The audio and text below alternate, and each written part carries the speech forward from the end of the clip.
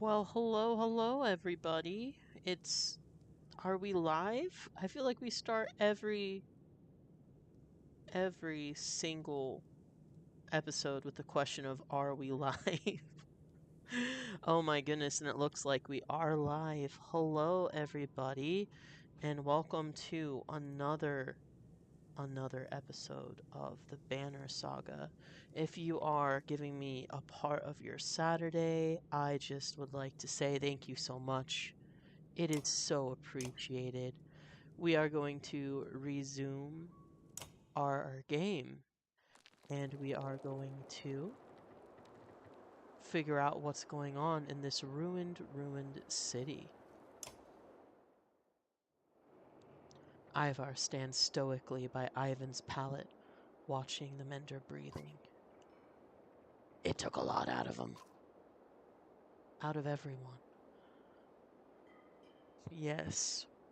Crossing the magic bridge almost took out everyone in the party. It was crazy. No doubt, a lot of families lost members out there. So why even follow me? I get people killed. I'm not doing this again. If you can't see the number of people out there still alive because of you, nothing I can say will change that. Okay. With nothing to say, you look down at the resting mender. The spell weaving took a toll on him. He looks as bad as I do. Before Ivar can respond, Oddleif abruptly enters the room. Okay, what does Oddleif have to say here? Good, you're here. It's the ravens. They're trying to leave, and some of our people want to go with them. What? What? Why? We nearly went over the waterfall in ships and lost a lot of people following some Valka across the floating rocks. Well, hello, Lana. Hi. Thank you for stopping by. I really appreciate you. Welcome in. Hope you're having a wonderful day, Lana. I'm not saying any of that is your fault, but the people are scared. You don't have your headphones tonight, Lana? Okay. Well, then I will have to type thanks for showing up. Thanks for dropping by. All right. Thank you for dropping by, Lana. I really appreciate it, and I hope you have a wonderful, wonderful rest of your night. If they've made up their minds to go, they'll leave whenever you're not looking. And the ravens have been hoarding supplies this whole time, and they're trying to take off with them. Juno and Hacken are trying to talk sense into Bolverk, so it's desperate. As you make your way to the door, you turn to look at Ivar. Another Varl isn't going to help that situation. I'll stay here with the mender. Now stand down, or you'll be missing more than your horns. Stand down, you son of a yacht!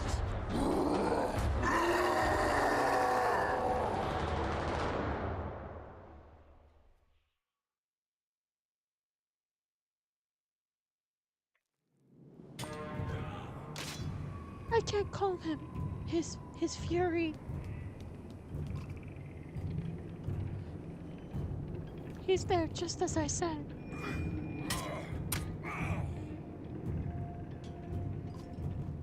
Bolverk's lost his mind. Take him down.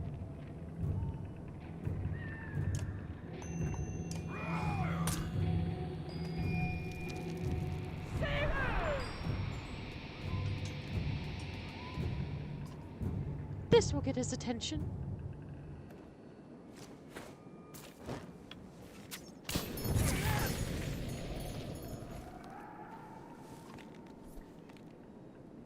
What have you done?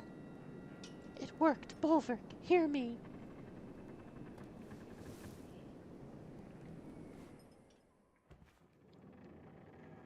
The clansmen chatter as Juno converses with the dazed Bolverk quietly. Hacken grabs your attention.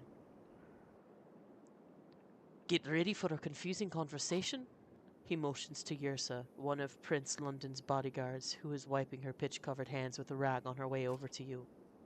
Clever trick, witch, this time.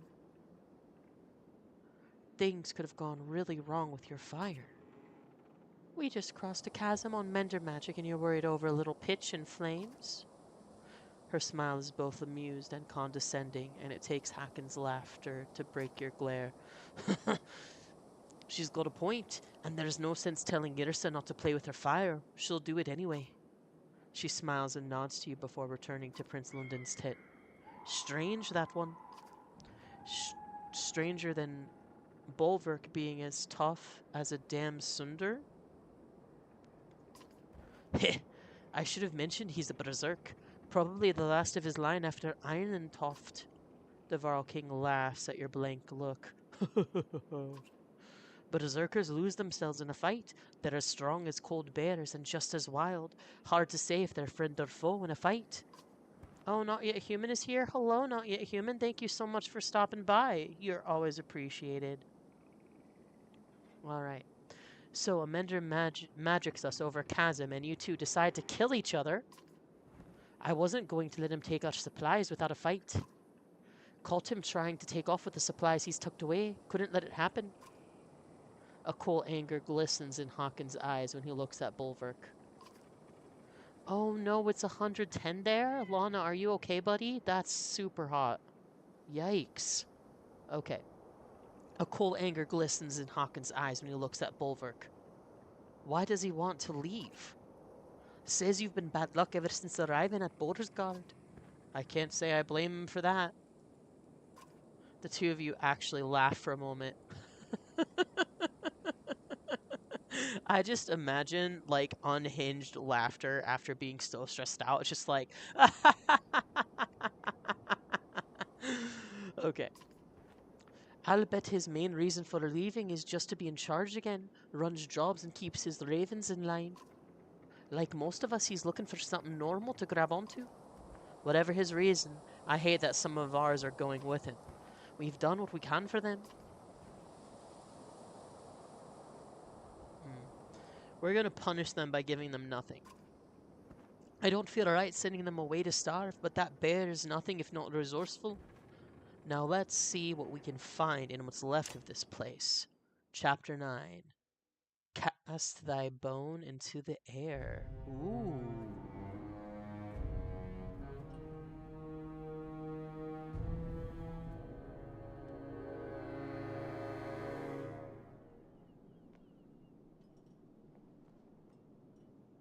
Oh.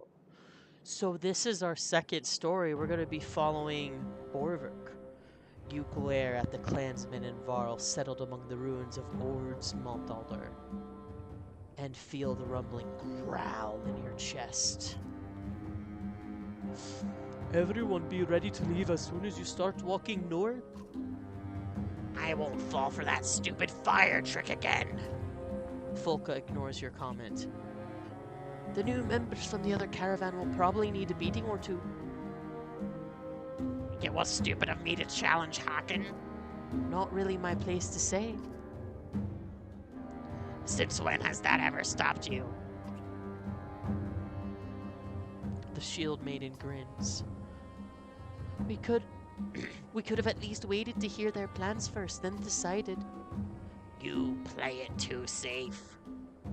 And your way just landed us on our asses. We'll make it to Blindle, get a job, and things will get back to normal. We always survive. And what about the dredge? If they make it across that chasm, it'll be war. War's always been good for business. Folka smirks, but her face hardens as Juno approaches. Bulwark, could I have a word with you? Haven't you already said enough? I'll hear her out. Well, I won't. Well, okay, guys, I need to figure out her voice. I keep changing it because nothing fits her character design. Hold on. Maybe if I try different voices, I can get it eventually. I don't know her voice yet. Well, I won't. I'll finish packing. Maybe she's British. The two of you watch Folka stomp off, but not too far. Make her sound strong? Exactly, right? Like, she needs to be strong. Like, it just doesn't sound right, does it? Okay. The two of you watch Folka stomp off, but not too far. She's protective of you. Get out with it. I know your ravens need work. Without work and coin, that banner of yours is worthless. You step towards her, towering above the tall Valka, though she stands resolute. In Borsgard, we made an arrangement for you to protect this large cart until we were away from the dredge threat. They're across that damn chasm. That job is done. Agreed. But the cart you've been hauling has become too troublesome. It needs to be sunk to the deepest waters around. You grunt in disgust. Valka's secrets. You would turn down the Mender Council's coin? What's in the cart? If you needed to know, I would have told you. Suffice it to say, you have a Valka's oath for a great deal of coin once you've sunk the cart. The Blue River northwest of Blindell is my suggestion. And if I leave it in the woods somewhere? I will know, as will the other Valka. Besides, the ravens always finish their jobs. That reputation means everything to you. You growl, but she's right. Fine. The Raven's oath. It'll be done. Juno nods and walks away. Folka watches her leave and returns to your side. Okay. Gotta have a good voice for her. Still haven't figured it out. Da? Russian? Now what? Now we have a job. No, that one doesn't fit either. I'm gonna have to keep looking. We have 0 days of supplies. Tracks up ahead, a scout reports. Followed them a ways. Small camp, few blades, meat and mead. Maybe more. Take what they have. If they resist, kill them. We're being a villain, guys. Okay, oh, I should catch up in chat. Let's see. Oh, it's hot in Iowa, says Lana. Iowa's winters are brutal too, I'm sorry. Iowa sucks, but you love it, says Lana. I'm glad you love Iowa. Oh, you like that it's secluded? That's cool. I feel that. I kind of live in the country and I want to go back to city life, that's for sure. Yeah. And I already commented on Maker Sound Strong from Not Yet Human. I agree. A dozen ravens set out. A mix of veterans and new recruits. They rejoin a couple hours later with supplies. You hear one of the fighters muttering, "Takes the fun out of things when they give up their goods so easily."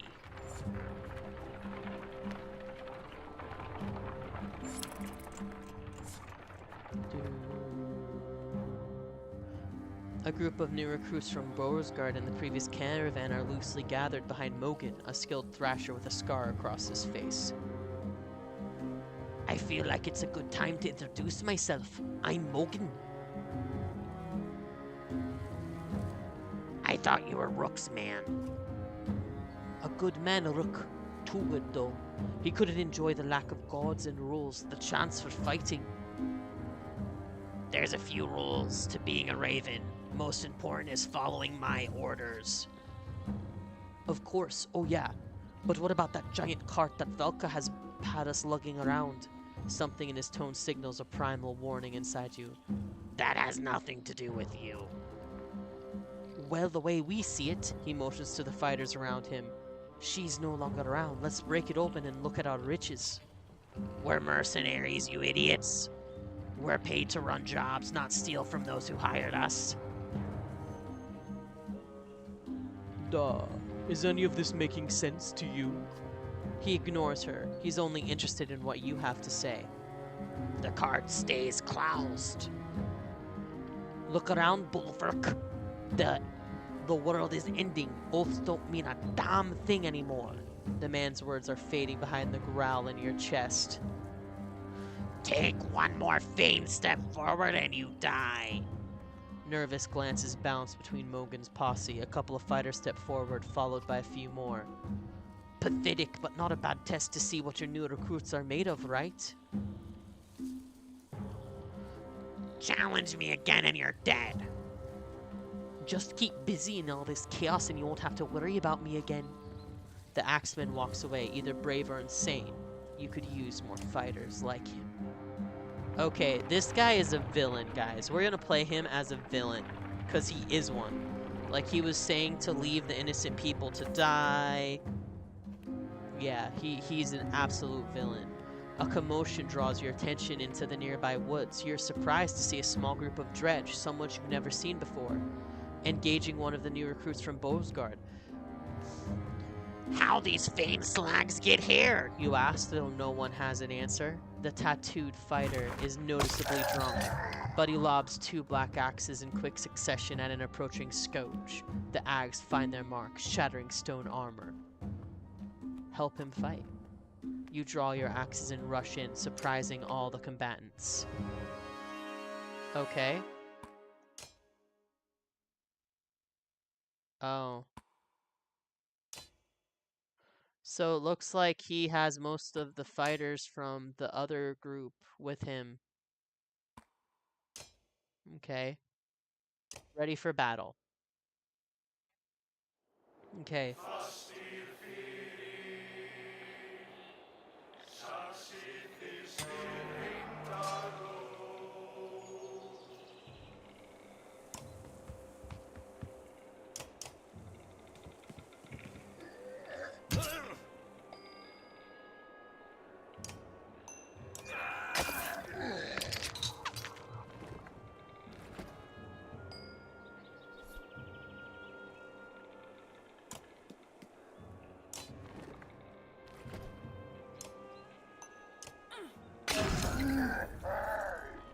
Okay. Jeez. Okay. Bye-bye. You won't be missed. Ha ha ha. Ho ho ho. Okay, what's this now? Oh no, not those exploding stones. Stupid exploding stones. Leave me alone.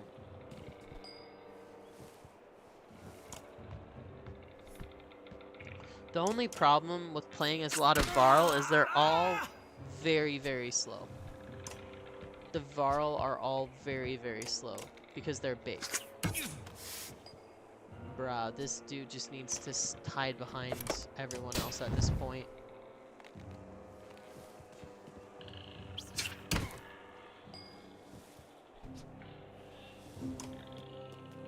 Okay. Attack. 5, 6. Let's finish it. Piece off the board. Let's go. Ooh. Ouch.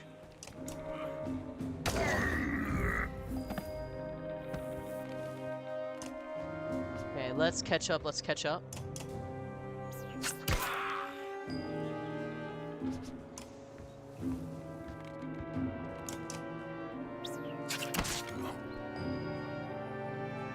We're doing a fight. Okay, let's see here. I wonder what the best thing to do is. You know, he has Axe Storm, he has a couple of other things that he can do. But I wonder. Champion. Take half damage from attacks. No, that's not going to be useful right now.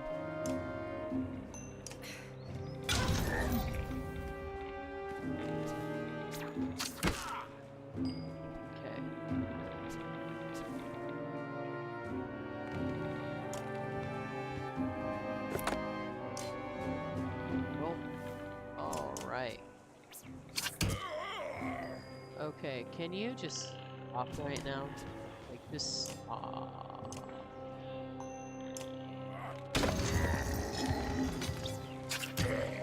Are you kidding me? Dude, like, why? There we go. W's in the chat for the anti-heroes. Sigborn ready for promotion. Folka ready for promotion. Let's go. How much renown we got? 9? I'll take 9. WWW says not yet human. Agreed. Recovering his axes. The mercenary gives you a lazy grin. Well. I appreciate the help. You need a drink? Where'd you learn to throw like that? Taught myself. Too many close calls face to face seems to soften people up a bit when I do it right. then do it right. Name's Oli. If you're interested, grew up in Boris. You walk off, but give Folka a quick look, letting her know you're impressed by Oli's throwing. Oli? We'll call him Oli. Oli, Oli, Oli. Oi, oi, oi. All right.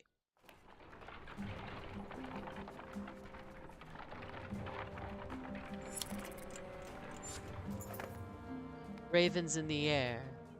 Ravens in the air as ravens approach. Wait. Ravens in the air as ravens approach, Oli says with a slur. Is that a good sign?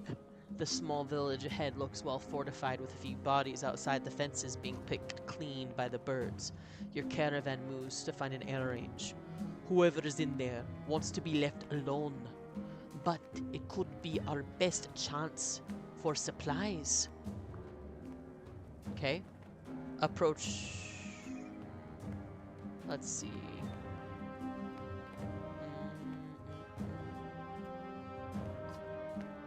You grab the Raven banner and advance to the town, dodging a warning arrow. We need supplies, you shout. You know who we are, who I am. A few moments pass before several more arrows zip past you, one grazing your shoulder near an old scar. Begin the Raven's song and charge. The Ravens pick up the song, croning harmonies, which unsettles the villagers as you all rush the barricade in a solid wall of shields and fury. Oh man.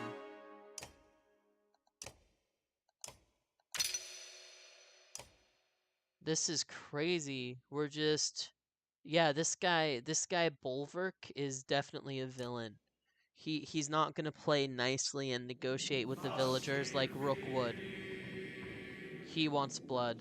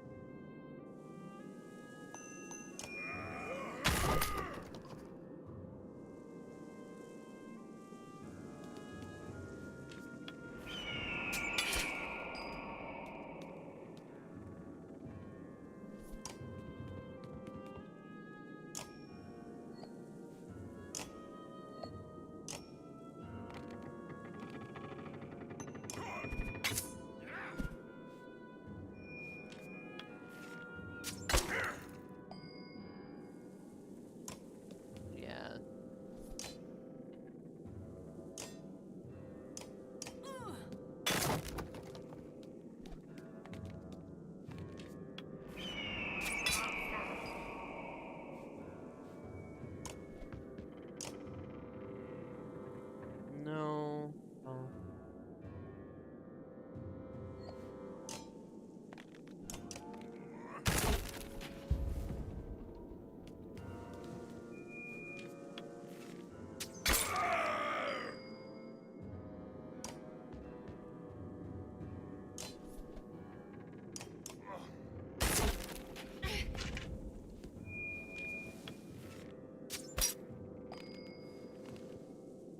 Yeah, this is not gonna be good, a fair fight at all. Yeah. This is gonna be a slaughter. Bruh.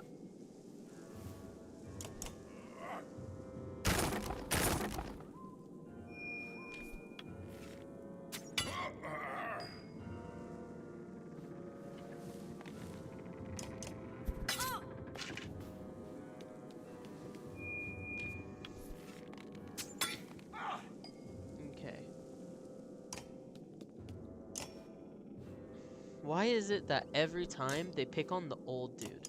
Like, last fight too. Bruh.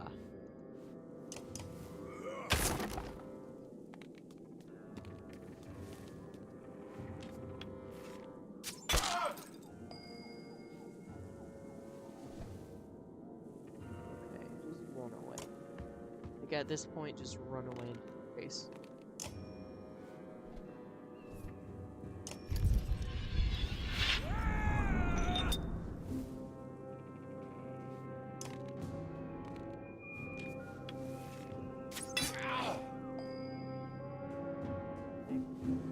Why can't you do anything?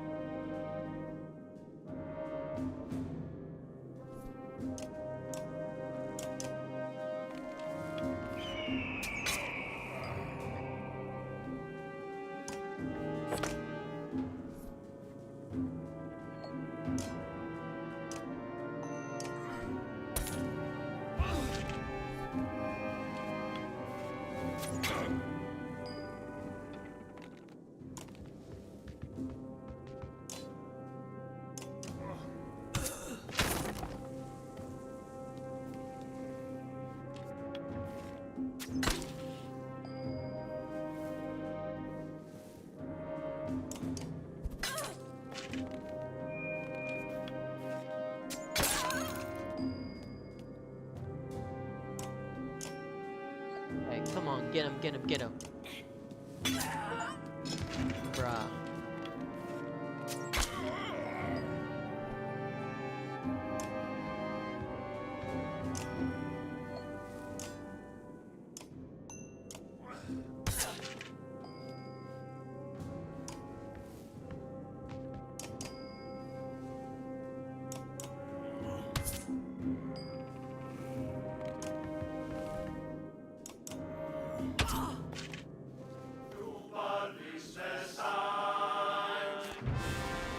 Well, now that our MC just attacked and murdered a village in revenge, I just really am attached to this character. Oh boy.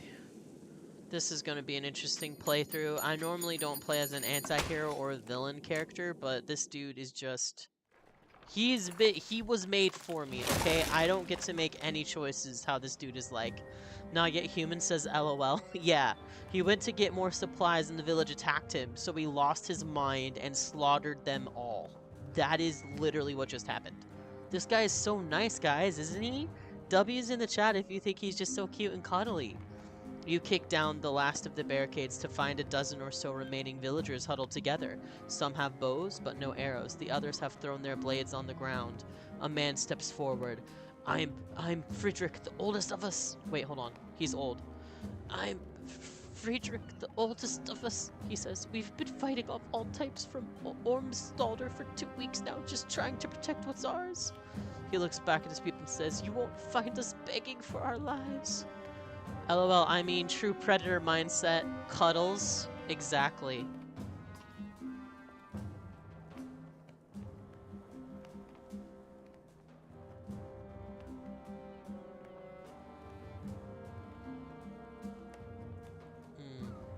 Volko pulls you aside and says, "They know how to fight. Wait, they know how to fight. We'd be stronger if they joined us." You pull out your beard. Oh, or I could make them gather food for us, you say. You're coming with us without your blades and bows. And what, be your feigned slaves? Frederick turns to his people. Is that how we'll be remembered? They all shout never and attempt to grab their blades, but you and the ravens cut them down with practiced ease. I should have known that wasn't really an option, Folka says and walks off to look around. Oh, Hero of Time! Hello, buddy. Thank you for showing up. Guys, if you didn't know, Hero of Time streams. He is pretty awesome. And he's streaming the Assassin's Creed Odyssey these days. You should check it out if you like those kind of games. He's a cool dude. Okay. Spar, an old wanderer who joined the Ravens over half a century ago, points at the tents on the edge of the village. Looks like there's merchants around here still. Maybe they were being forced to be stuck around, okay?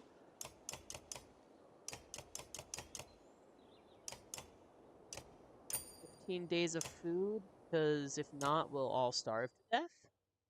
Alright. We'll promote him. Yep. Axe thrower extraordinaire. I like you. I like that you can attack from a distance. Oh, I need 13 renown to... Okay, yeah. I have a feeling that this game, I'm just going to be running out of renown constantly. It's going to just be a renown fest of like, oh no, what's happening? Oh no.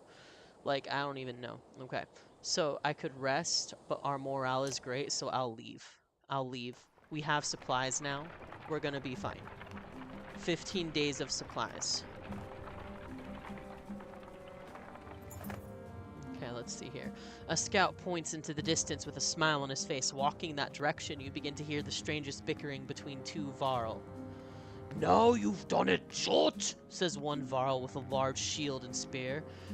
"Kept on the others' herd, and you came nosing about." The other Varl glances your way, nods politely, and walks towards you The other Varl glances your way, nods politely, and walks towards you while shouldering, Rickety, that's the word, shouldering his axe. "Don't mind my brother Nock. He's a warrior." Nock steps closer and shoves the other Varl in his shield. "Jot Varl don't have brothers, and it's a warrior." Folka looks at you with amusement and confusion. None of the other ravens seem to know how to react either. Are you two addled? Not the nicest way to say hello, Nox says, extending his hand in greeting. And if we are addled, Jut says, stepping forward and swatting Nox's hands. would we even know it? Nox says, Well, you wouldn't, Jut. I'd know. The spectacle continues, and most of the ravens are now laughing at the absurdity. I'm not sure what you're after, but we're not sharing our food. Jut shakes his head. We're not after food, are we, Nox? Nox says, No, well, yes and no. Jut agrees. Yes and no, that's right. We'd fight with you. For you, he means, Nox. We'd fight for food, but we'd fight with this law. You can join if you'll shut up. Thank you, Nox says, but Jut slaps a hand over his brother's mouth. Several mercenaries snort, trying to hold back from laughing. The two Varl smile like fools and fall in line. We got 2 more Varl. We have 6 now. Wouldn't mind seeing irons fly. If only once more.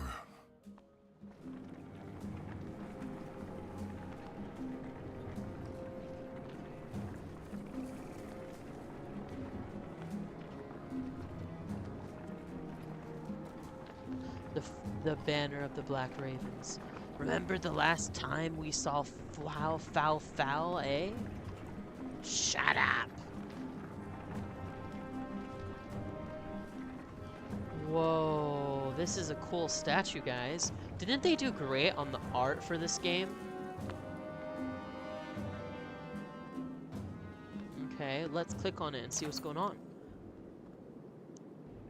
Think the ghost of this dead bird has forgiven you for that wing yet? Spar asked. The other ravens, including Falco, look around from the broken stone to you in shock. Aye, the old man says. We were here for nearly 40 years ago, same spot as now. Only a dozen of us left to the unkindness then. Better men by twice than all of you. There's rumbling, but the ravens keep listening. We'd run a job for a man. Pfeffer or Finner or Fenir. More like, he says, spitting at the memory. He set us up to take the fall for some of his other deals gone bad. We got surrounded here, and this bear of a Varl loses his mind, grabs a tree, the whole tree, and starts swinging. Spur starts coughing but recovers. Nearly killed us all, but old Irnix took a hit like no other, and there you have it. The excited raven started asking you questions, but Spar is all too happy to answer. Yeah, let's Spar answer. Let's just study the statue. Inrix, the god known as the winter bird, stands proudly on an eternal perch of snow and ice. Stories of seasons past of hunting Radomer across the summer skies, of creating blizzards while flapping its wings to land in winter, cover the outstretched wings. I'm currently trying to think of a good name for my Persona 3 character, says Overseer. Well, Overseer, welcome in. A good Persona 3 name.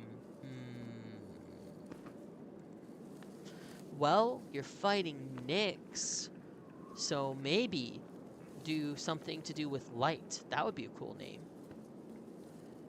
You know Latin. What's the Latin word for light? Maybe make a play off of that. While walking around the stone, your foot thumps on something hollow. You clear away some ice and find a wooden box, probably left as some token of faith to a dead god. Leaving anything behind for the dead is a waste, you say, immediately prying open the box and pocketing the small item with it. Lux, that's an easy one. Cool. Yeah, so maybe something with Lux in the name. Like Luxin?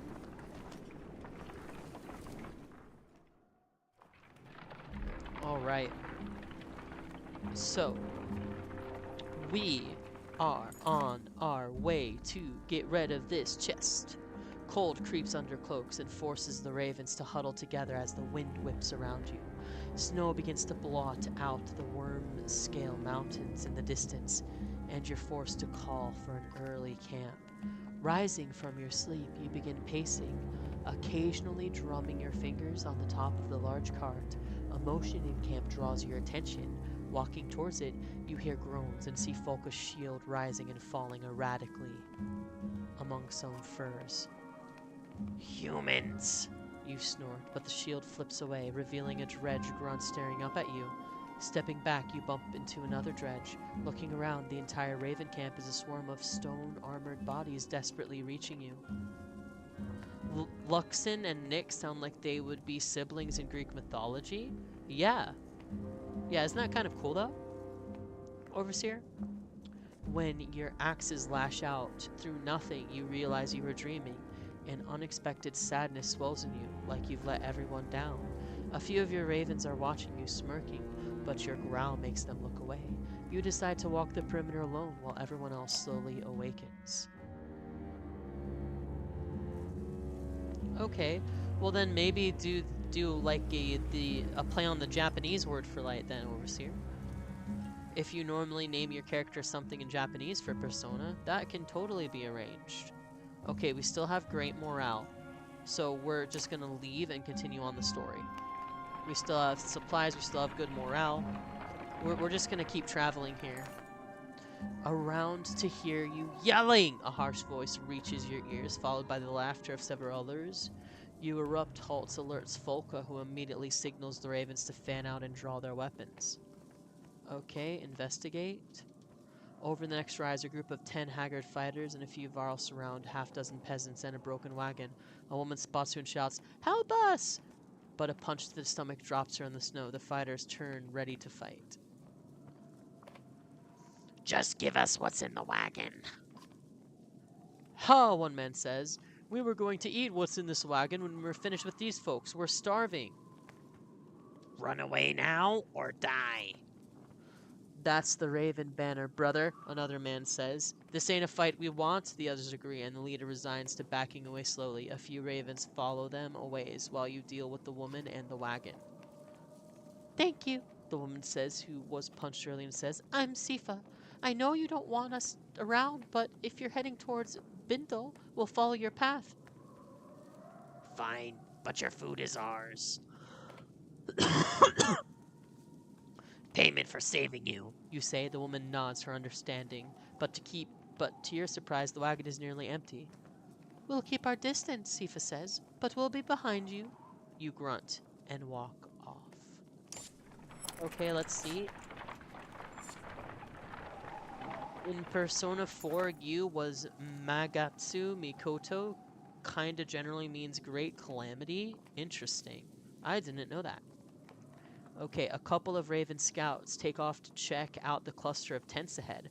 Refugees from Ormsdollar, one of them says upon returning. They've got a sizable camp and seem disciplined.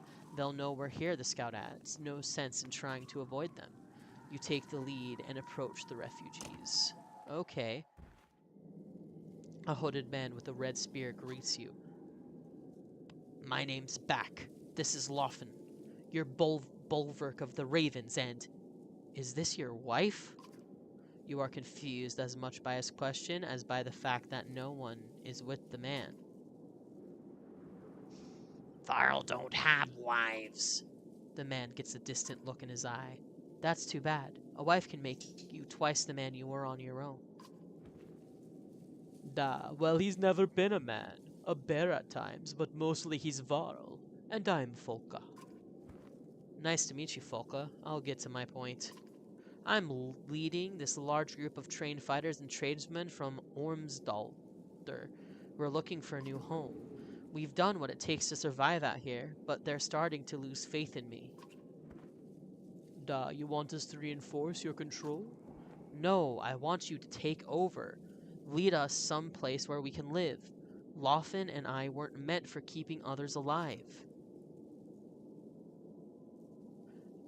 We're heading past Bindle, but we'll take you there. Back kisses the metal of a smear and smiles. You have my thanks. Oh, Lofton thanks you as well. Okay. We picked up some clansmen, we picked up some supplies, we picked up some fighters. We're safer together, guys. We're safer together. The unyielding snowfall is proving too much for the humans who now vainly attempt to follow your large footprints. In truth, the sky and your surroundings lack enough contrast to know where you're going, and it's cold.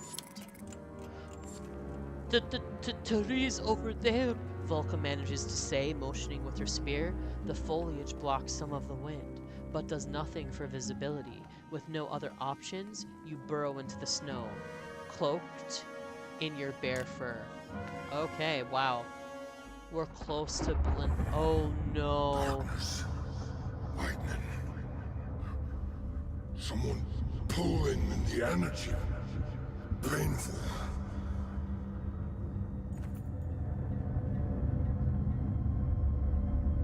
Wake up, you damn bear! You're being robbed! You roar and shake off the foot of snow covering you. The unclear dream still vivid in your mind. Back uses his spear lofted to point east. Those clansmen you saved, they killed your guards and they're taking everything! Folka is by your side in seconds, followed by the spearman. You sprint along the snowy path of the stolen supplies, straight into an ambush by the bandits originally harassing the clanmen. Sifa turns and smirks.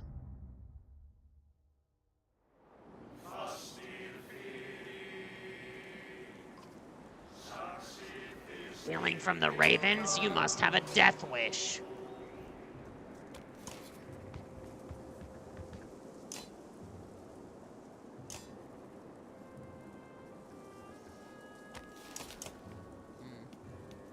These people are gonna go down so easy today. Let's go.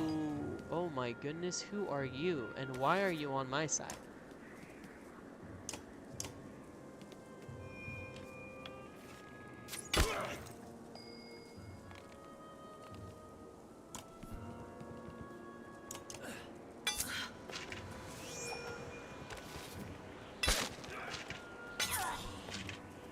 Who was that?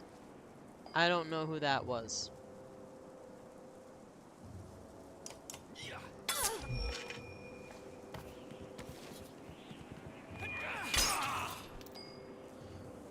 Okay. I don't know who this is either. I feel like I'm just been given guards that are NPCs.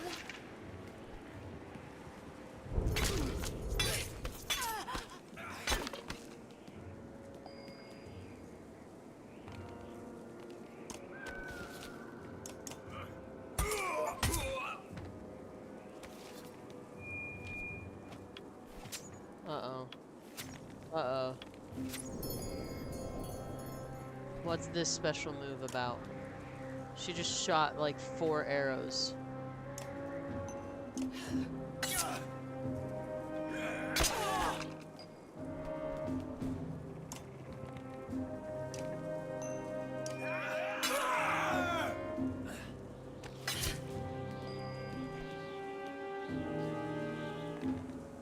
Okay.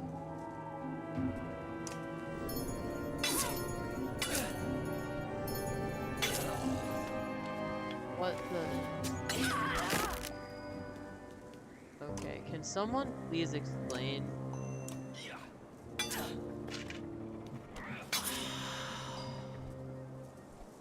Okay.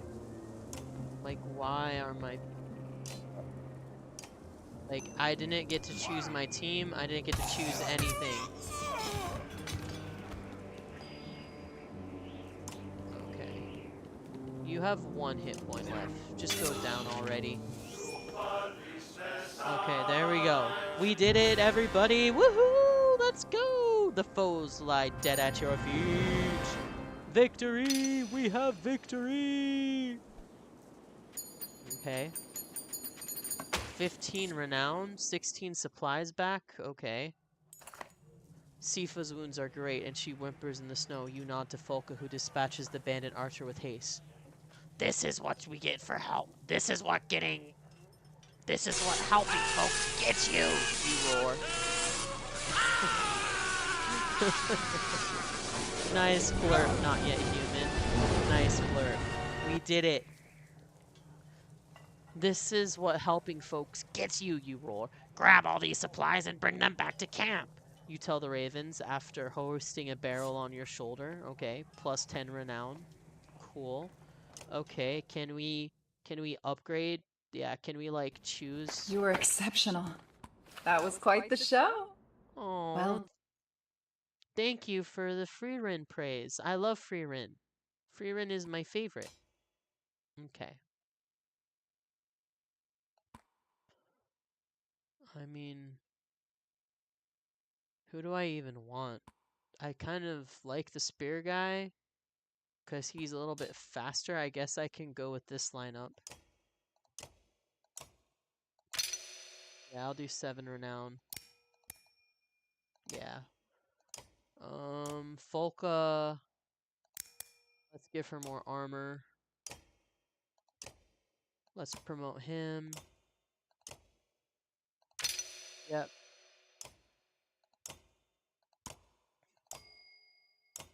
Okay, anyone else we can promote? Nope, everyone's too expensive. Okay. Alright, here we go. WWW's in the chat from Not Yet Human. Thank you, Not Yet Human. And oh my goodness, I see 9 people watching. If you are donating part of your Saturday to this channel, I'd like to thank you from the bottom of my heart. If you are interested, there is an option to be a channel member. It's new. What you get is you get to vote on the next games, and you get a private section of my Discord server, and you get no ads. So if you're interested in that, definitely, huh? Sure. Yeah. definitely, go ahead and consider it, if you want. So yeah, I just thought I'd plug that, and also we're at 70 follows, so thank everyone so much for that as well. It's been a huge day for the channel, so thank you all so much. And we are about to hit Bindal, so this is good. We're about to hit a stopping point here, from his point of view, probably. Some really cool story coming up, I'm sure. I noticed the others ain't so good at spotting food, Oli slurs. It's a good thing I spent time with that Triggerly fellow. Taught me what's what. But I nearly killed myself on those jagger bushes over there trying to get these. He steps aside to reveal a large basket full of mushrooms. You look at Volko, who shrugs. We need food, she says. Sure those are okay to eat? Sure, I'm sure. Been eating them all day, he says, taking a bite of one. Little bitter and all, but nothing a swig of mead won't solve. He drinks and swallows. Okay, I'm not trusting a junk's gut. Toss him. But Oli says as Folka kicks the basket over. Oh, that's not kind, Oli says as wanders off to drink lows. Others looked at the crushed mushrooms longingly. Morale declined. The miners of Bindal are a rough crowd. Not a bad place to recruit new blades. Alright. The old wanderer fights his way up next to you. Can't see a damn thing in this mess. Guess old Ernix hasn't forgiven you after all. Shouldn't you have died already?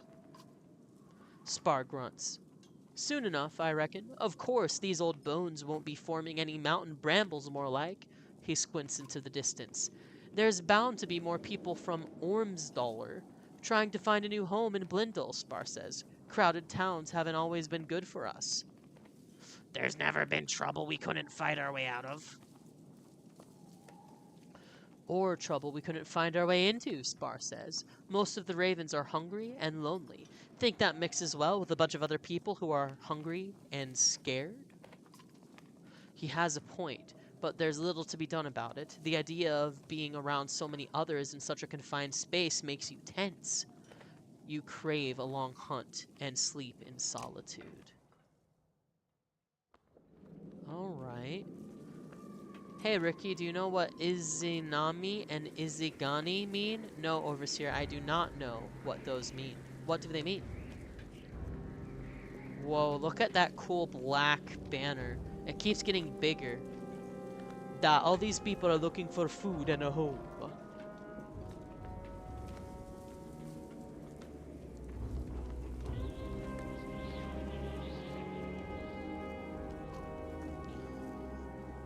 And I'm looking for ale. Ollie. I need to get a good Ollie voice too. It'll come to me eventually. I finally have Folka's little accent down. So. Made Folka Russian. It just seemed right. I don't know why. It just seemed legit. I bet that scout tower has already seen us. Da. Izanami is he who invites, and Izagami is he who invites. And they are the Japanese gods of creation? Oh, interesting. The snowstorm is worse than ever as you arrive at the walls of the blinding town of Bindal. The gates are closed, and you beat your fist against them. Open the vain gates! You shout. From the wall, 2 menders look down at you, then recede. Soon the gates open enough for a half-dozen well-trained guards to greet you. Their one-eyed captain points and says, "Just you." Folka steps to your side. "Not alone." "She comes with me." The captain takes a moment to assess the situation and nods. Before following him in through the gates, you bark a command to the other ravens to stay close and be vigilant. Inside the small gatehouse are the 2 menders from the wall, a woman with a fancy spear and a cub of a man holding a staff. "Valka? Zephyr? Is that the Raven's banner?" "So it seems. But why here? Why now?" "Just passing through on our way to the Blue River, but this blasted storm caught us. Planned to come back this way afterwards for more work, but now we need some food and a place to hole up. We brought some people with us. They need a new home." "I'm sure it felt like the right thing to do, but we're already beyond our capacity here." "Are you Bulwark? Bulwark Bloodaxe?" "Hold your tongue, Nichols." "What do you know about me, boy?" "I've heard all your tales. I can't believe your cold bear cloak is real. Is it true your axe handles are made from your own horns?" The old mender places a hand on the young man's shoulder. "Wow, I never knew I was traveling with such a legend." You ignore her. "Are you in charge? Where's the governor?" "The governor left for Arberang a while back with most of the fighters to settle a dispute. The Mender Council sent me to bring the people of Bindal west, and we've heard too many rumors of dredge." "More than rumors. We were in Borsgard, saw Bellower." "The immortal Sunderer? How did you escape?" "Immortal was a joke. He's dead." Nichols' eyes go wide with awe, but Zephyr looks pensive. "What about the great rift that opened between Borsgard and Ormsaldr?" "We managed." Zephyr looks like she wants to press you for more information. "Enough. Open the gates for my ravens." "Mercenaries will only panic the people. With everyone from Ormsdalr, it's all I can do to keep them from stampeding like wild ox." "Fine, we'll camp against the leeward walls." "Thank you. You will have all the assistance with your shelter Valka and her assistant can give you." "Funny, you won't let us in when we're on a job for one of your own." You snarl at Volka for saying too much. She shrugs in response. "I'm not aware of another Valka being out in this direction. Who tasked you?" "Juno." Zephyr steps back at the name and studies your face for a moment. "Nichols, you and the guards see what you can do outside the walls for the people. I'll see to it and make sure the ravens are comfortable." The young mender nods respectfully to Zephyr and grins at you and Folka before leading the guards through the gate. "I'm inviting only the 2 of you to stay within our walls and enjoy a bit more warmth and comforts." "And separate us from my ravens? I don't think so. No." "Suit yourself, but your mistrust is unnecessary." "Maybe, but I shouldn't have to tell you about my job from your superior just to get an invitation." "My superior? No, you misunderstand. You have no job. The Valka known as Juno is dead." Chapter 10, To Speak in All Tongues. Juno is dead? What? Oh, Overseer left a chat here. Sorry, Overseer, you left it a while ago. Let's see. I'm sure you've heard of Izagami no Okamai. While something is being erased from existence by myriad truths? Interesting. The once energetic mender approaches, looking both worn and troubled. I'm sure I thanked you for the time to recover. I've never woven a spell that strong before. Are you sure you're ready to move on? You look...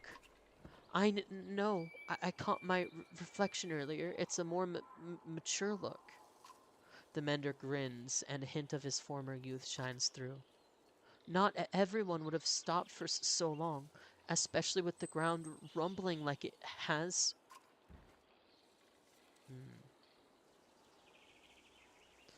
We'll get there, no matter how long it takes. I'm glad you feel that way, but crumbling mountains and chasms might be a sign to move faster than slower. You give a smile that doesn't quite reach your eyes. Right, well, thanks again. He walks off, glancing back at you only once. Oh, excuse me for the hiccup. Alright, we are on the move, normal morale, we are Rook again. Rook is trying to be a hero, but is a broken man. So it's going to be interesting making decisions for him. A metal clanking is heard in the distance and grows louder. You see a Yaks cart surrounded by 4 Varl and an older woman hitting a ladle against a pan. All sorts of things for sale, she says, but her eyes go wide when she looks at you. It's you! Special deals when it comes to you! Who are you? Mater sells things to those traveling, she says. It's what she does. Used to be generous as Aseli Midar was. But that don't buy more supplies. How do you know me? Word travels fast, she says. You think you can slay a Sundar and keep it secret? She clicks her tongue and shakes her head. Matter knows of you, sure enough. Let's see what you have. Of course, Madar says. But make up your mind, Madar will be gone as quick as she arrived. And don't get any ideas of sneaking off with the things. These 4 Varl have the keenest of eyes, the sharpest of blades, and the shortest of tempers. You feel the Varl watching your every move. Okay, let's just get some supplies.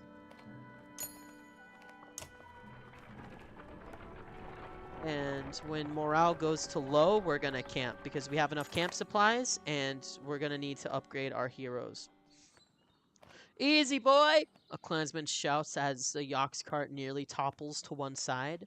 The tamped path of the Eastway Road has steadily turned into a cracked shamble.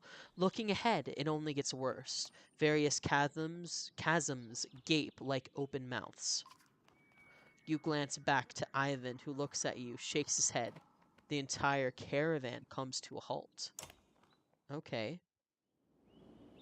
We'll be eating our belts before finding a way across this broken road, especially with this many. And there's no telling how far we've had to backtrack to head north. Then we'll head south across Ormsa riverbed. We can head towards Grundar on west. Trigvili peers around Hakon's elbow before coming fully into view. Heading south is questionable, those people. Why do you say that? Maybe I've spent a lifetime there. Plenty of things to eat under logs, but there's also people in the bogs. His eyes go wide. The Scald should hear my rhyme. But what's wrong with heading south? Different ways of living. Old ways. Stick in the mud. And cragsmen are less bothersome. That was quite the show. Well... Thank you for the cool praise. Oh. Overseer does fervent praise and then says he hates me simultaneously. You were exceptional. That was quite the show. Well... I think he's talking about the boggers, the rough, backwards people of Swartzburg. Trigvoli frowns at him. I have the high ground! Words like that can find you swollen, filled with poison? He puffs out his cheek and stares at Ivar. This is why the Varl tend to keep to themselves. Each human is crazy in their own way. Hang in there, dearest. Give him 9 hells. Crunches over with laughter until he suddenly stops, sniffs the air, and marches away. Strange, but it's a fair warning. We're crossing over into lands most of us have never seen. Just because we left those dredge behind doesn't mean we don't have more wars ahead of us. If we had more supplies, I'd say we could stop for a few days and train some of these clansmen to fight. You consider your options. We need to keep the few remaining clansmen moving. Ivar looks over the incredibly small caravan. He waits for Hakon to walk away before saying anything. It's your responsibility to keep these people alive, you know. Help me! I'm scared!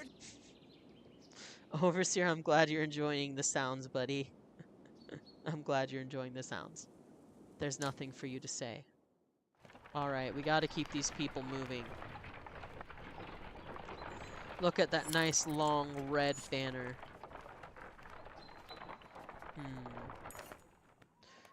Game trail, one of the few gatherers hunter says, looking at a beaten path of grass. No telling what we might find down it, but it'll still fill some stomachs.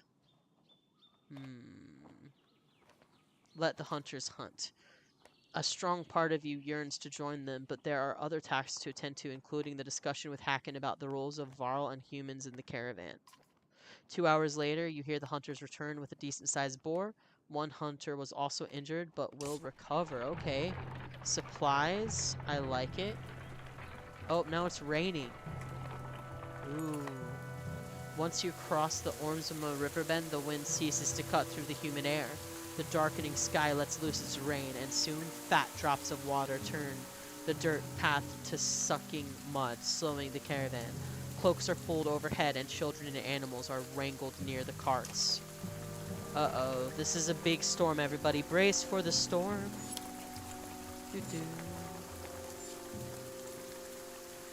Alright, we got some clansmen forage. That's good. I was hoping to avoid visiting this part of the kingdom for at least a few more years, Prince London says. At least others have a sense to abandon this cesspool.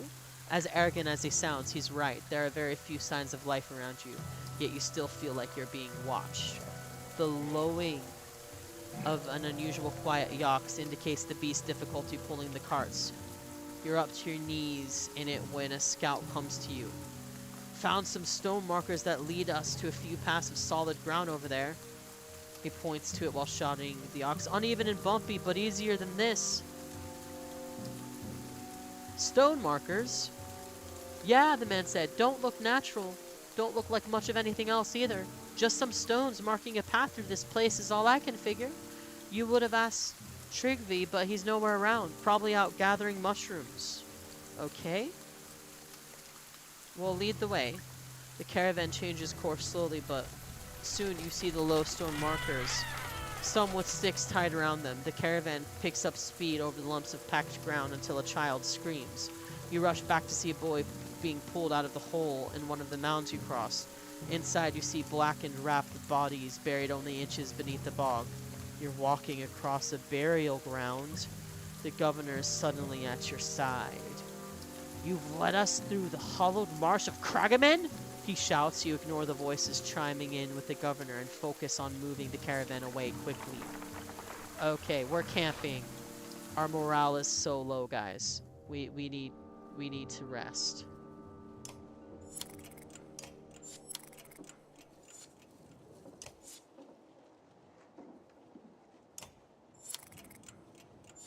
Okay.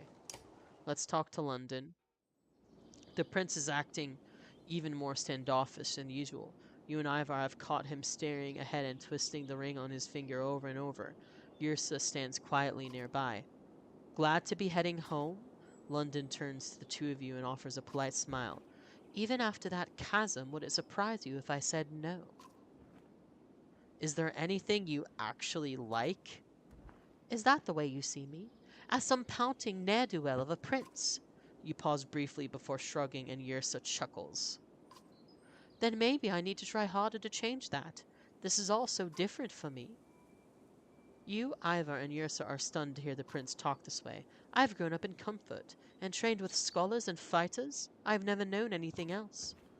Saying stuff like that won't make you any friends in this caravan. But that's just it. Among these clansmen, I've seen the differences. I think I understand them a bit more. That's great, Prince London. I'm glad you think so, but I doubt my father will. Yrsa will agree. My father's not what you call open-minded. The king's a hard man. Has to be. But his son is his weakness. The prince is the king's weakness? Don't listen to her. Watch your words, prince. What? I wasn't telling you what to do. An awkward, icy moment passes between the prince and his bodyguard. Meinolf was fearful of sending London away, so he sent his 2 advisors to watch him. You're one of King Meinolf's advisors? Yrsa gives you a wry smile. Regardless of who he sent to protect me, I had no say in the matter. Kings usually have to make tough decisions and stick with them. Maybe someday you'll see why. I know. I just don't think he'll care for my ideas on treating with commoners. What would you like to be called? Peasants, commoners? We're all people, Prince, even you. Perhaps you're right. Just keep an open mind about your father the way you'd like him. Just keep an open mind about your father the way you'd like him to have towards your ideas. That's something I've never considered before. I'll think on it. As Prince London and Yrsa walk away, you feel Ivar watching you. What? Do you believe half the nonsense you say? I think it sounded really wise just then. It sounded like you've been practicing it for a while. That's fair. I'll work on it. The 2 of you share a smile before moving on. All right. The blonde axeman, one of the 2 twins from a small village near Skogar, is chopping into a fallen tree for no apparent reason. His swings look dangerous. Hogan, everything okay? He glares at you. Where's your brother Mogan? He left with the ravens, wondering if I should have done the same. Why is that? I've been following your lead for a long time now. And for what? My brother's gone, my wife and children are frightened of everything around them, including me. I tell them this constant fighting is only for a time, but it's changing me. I see it in their eyes, in my own reflection. I thought I was doing it to protect them, but if they think I'm a monster, what's the point?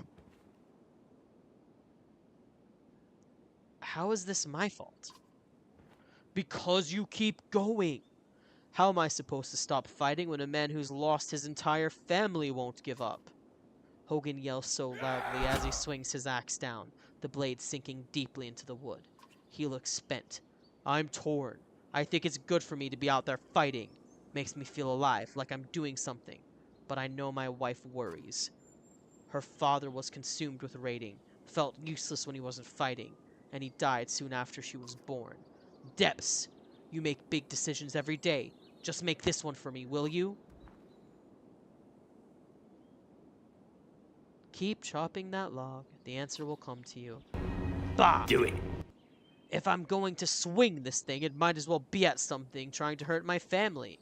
The axeman looks somewhat relieved, if not a bit guilty. A few more fights then. Thanks, Rook. Something like this makes me glad we've crossed paths when we did. Overseer says, do it. Nice. Easy. I'm so glad you're enjoying all the little channel blurbs, Overseer. I'm so glad. I was hoping they were done well. That people would enjoy them, and it seems like you are, so I'm very glad. Okay.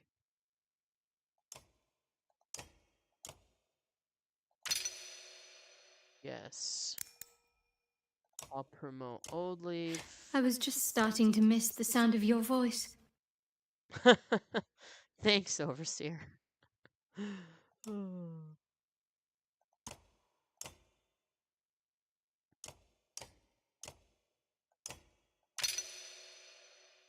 Yep.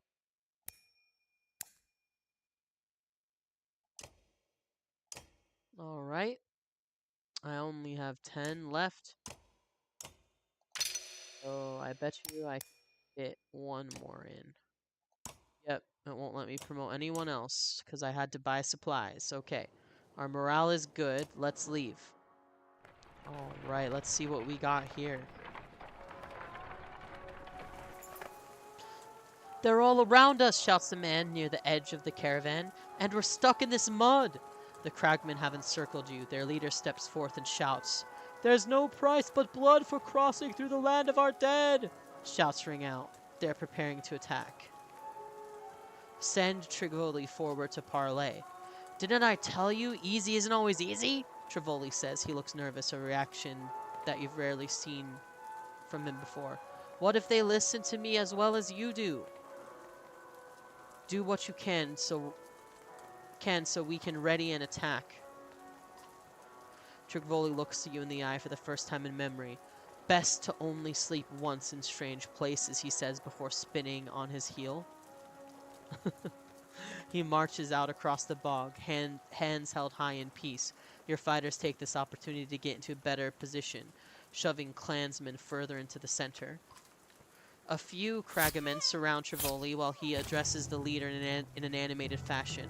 The man allows him to finish shouting, "He's forgotten our ways. Welcome home, boy." Those surrounding Trivoli pierce him repeatedly with spears before you can lead your charge. It looks like the force you trained is roughly the size of the enemies. This could go either way, but a victory here will protect most of your clansmen. Everyone stares at the whole bog seems to move as you approach the cragsmen. No one comes to you with any clever plans. You look down your lines and silently wish all your fighters and Varl courage and strength.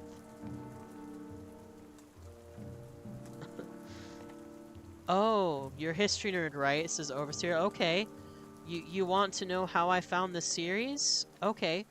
Well, what happened is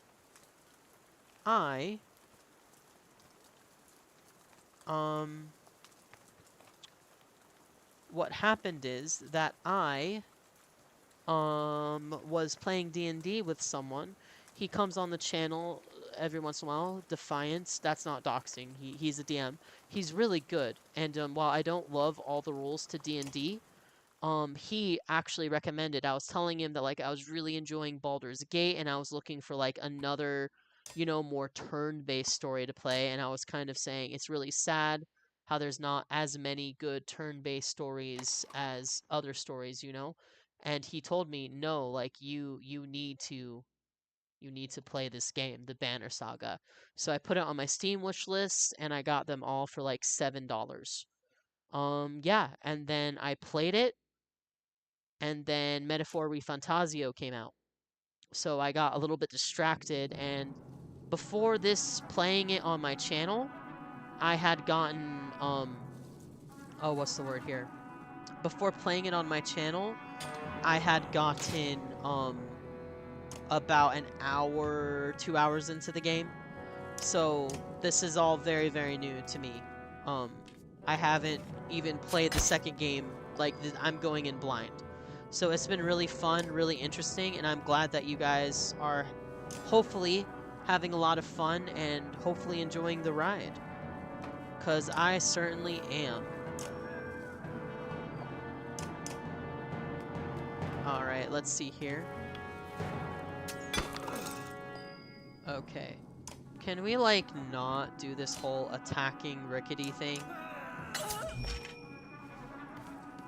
We could, like, group up And hit it till it dies! Nice! High five! Well, Overseer, I hope that satisfies your curiosity. It was just recommended by a friend. Are you kidding me?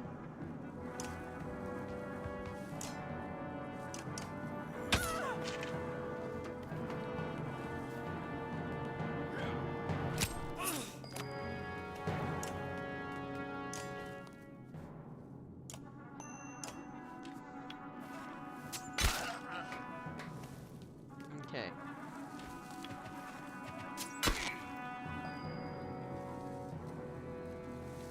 Okay. Why can't I hit him?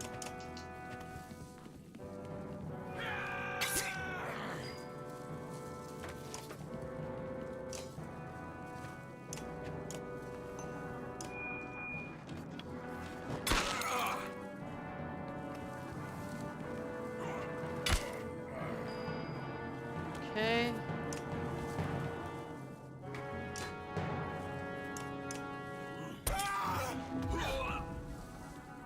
Yeah, get him.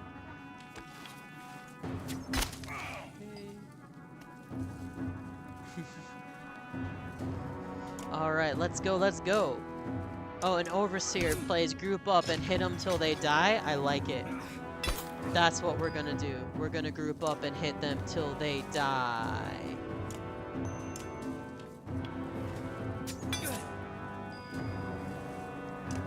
Just finish it. There we go. Oh my goodness.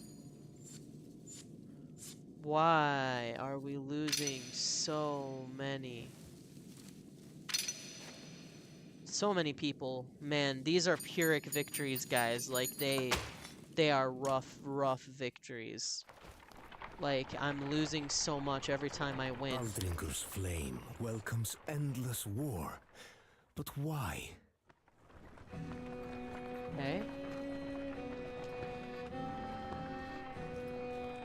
What have we come across, everybody? Even now, the petrified flames ward off our Varl friends.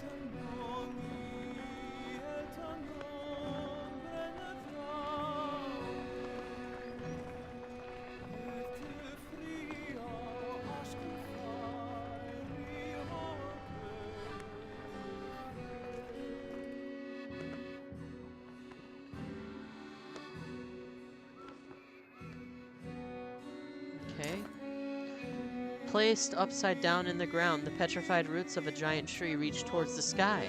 All the Varl, including Ivar and Hakon, have separated from the caravan temporarily, giving Baldur's Godstone a wide berth. The giant's presence is missed as you continue to feel watch. Aleo, what do you know of Baldsringer? Not much, but enough, the Skald says. These flames symbolize Baldur's love of fire and war. The first is being a means to the second. When the Varl were dominating humans in the first great conflict, it was Baldsringer who gave the losing side fire to combat the giants. You hold up your hand to halt the storyteller, listening through the rain for anything that might be following you. Leave this place. Something about this uncomfortable, rainy setting doesn't sit well with you, and you call for everyone to rejoin the Varl quickly. Varl, I can't even talk right now. Alright. Guys, I am so sorry, but Rickety needs a quick break here, so I need to get some more water. I have been hydrating, so my water is gone. And I need to take out my dog really quick, so I will be back in about 5 minutes. Please enjoy the awesome music and hopefully appreciate the amazing subscribers here. And I will be back as soon as possible, hopefully in just a couple more minutes. Give me one moment here. Thank you guys in advance for your patience.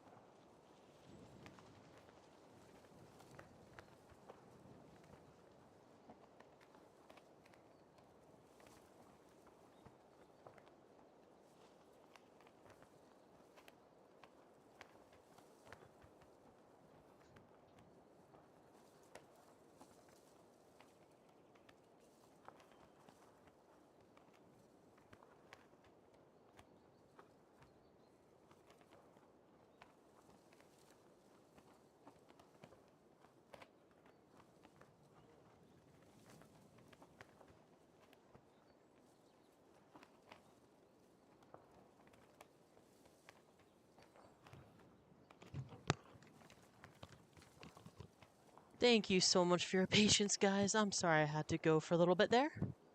But we are back. Thank you guys so much. Alright, so now we are continuing our story here. The rain finally ceases, but the wind picks up. You squint into the gusts and have a clear view of the vast plains ahead. There doesn't seem to be much about there, Ivar says. His tone conveys wonder and concern in equal measure. Alright, let's continue. Oh, we're about to make a Grundar. That's the first stop in Rook's journey here, so this is going to be interesting. The ground shakes again, enough to cause the ox to strain at their leads in panic. Out here in the plains with nothing but open sky above, you feel remarkably vulnerable. Only a few trees around and no mountains, Hakan says in a wry tone. Looks like we only have to worry about the ground opening up beneath us. He shrugs at the look you give him. Alright. Glad we made it safe. Almost looks forgotten by the rest of the world. Maybe those who live here have forgotten the rest of us too. In a field just outside of Grundar, the caravan spots several creatures you assume were myth. I don't believe it. Are those? Two horseborn hold simple bronze weapons and stand guard over a few others who look wounded, unable to rise. The size of the caravan makes them nervous. I have to get a closer look. Oh, don't. This could get ugly. Maybe, but I've dreamed about meeting horseborn since I was a girl. Oldleaf walks slowly towards the strangers and you follow, showing no signs of aggression. They study you, but continue glancing around at the caravan, occasionally swishing their tails or tamping the ground with their hooves. I'm Oldleaf. This is Rook. We're here to help if you'd like. The male's tail swishes. You? Help? His voice sounds strained, and his mouth moves uncomfortably around the foreign words. Yes, help. Oldleaf steps aside as you wave to Ivan for help. The female looks agitated and speaks in a long stream of consonants. The male responds to her, then turns to you. Help? Roach? And others? I'll try. This is certainly a first. The standing horseborn steps aside, allowing Ivan to approach the wounded fighters. Alright, cool. Okay, let me take another hydration break here.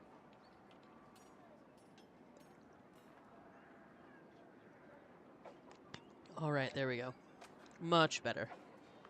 With Ivan and Juno tending to the wounded, Roich and the other horseborn, the caravan settles down outside the scant town of Grundar. It appears the town is enjoying a small festival. Quite a few clansmen go over the hill to enjoy the sights and sounds, but soon return looking disappointed.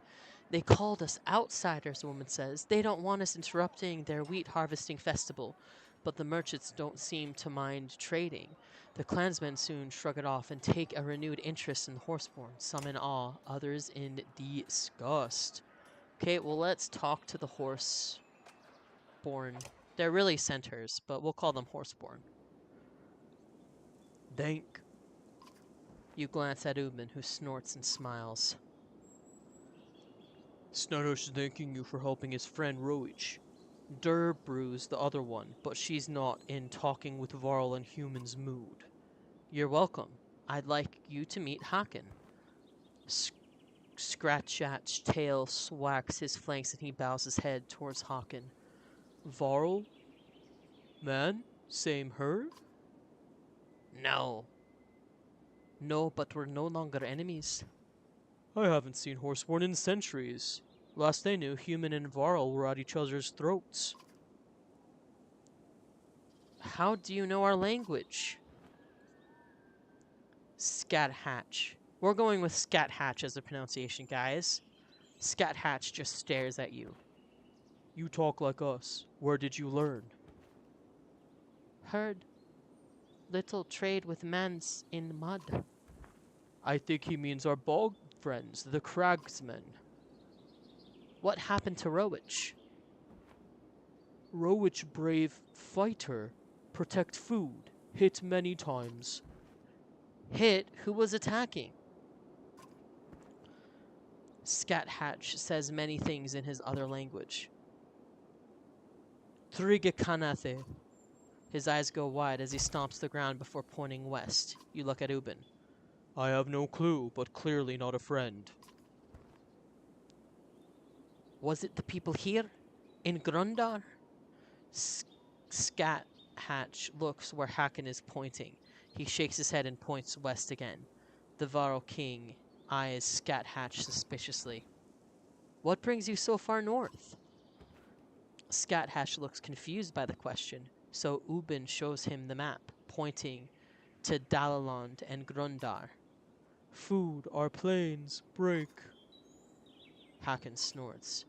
Might be justice. Didn't they kill all the horses, Skrnever? His ancestors did, yes. But blaming folks for things that happened hundreds of years before they were alive? You may as well accuse these humans around us of starting the Great Wars. Does that mean all the Horseborn have come north? Many. Not all. Not all herds. Same. Herds fight herds. Many fights. Sounds like no one likes the Horseborn, not even themselves. Ubin gives Haken a sideways look. Others take food south to us. Herd. His hooves scuff the ground during certain words. Just the two of you. What about you and the couple? That might not be wise. Scatlash speaks quickly in his foreign language and kicks his back legs once. Not that I'm a translator, but I'm guessing they're honor-bound to return the favor. I think you're stuck with them. Haken looks at you and shrugs. No getting around demands of honor. Okay. So, we'll be fine, right, guys? We lost a bunch of resources. Now that Rowich has a chance to heal, 2 of the Horseborn are heading south to deliver some supplies to their people. What's the crazy idea in your head, Skrnever? The world falling apart around us, there may not be another chance to trek down south. Everyone's free to do what they want, but you'll be missed. Remember, when it comes to dealing with Ruga as well, if he wants to depart, by gods, let him. You're talking about the hired muscle with you? I'd feel better if Gunnulf stayed with all of you. That blade of his is sure to attract the wrong kind of attention. Wrong attention might find you anyway. Then who will protect you? I'm old, not an idiot. I've learned a few tricks to keep my head on my shoulders. The younger Varro shrugs and walks off to find food. Then be safe, Ubin, and join us again if you can. You know where we're going. Don't worry about me, just make sure you're alive to see this thing through to Arbarang. Farewell. Scrivener says a few more goodbyes before you depart with the Horseborn. Woohoo! Oh man, this has been so much fun, guys. I am loving it.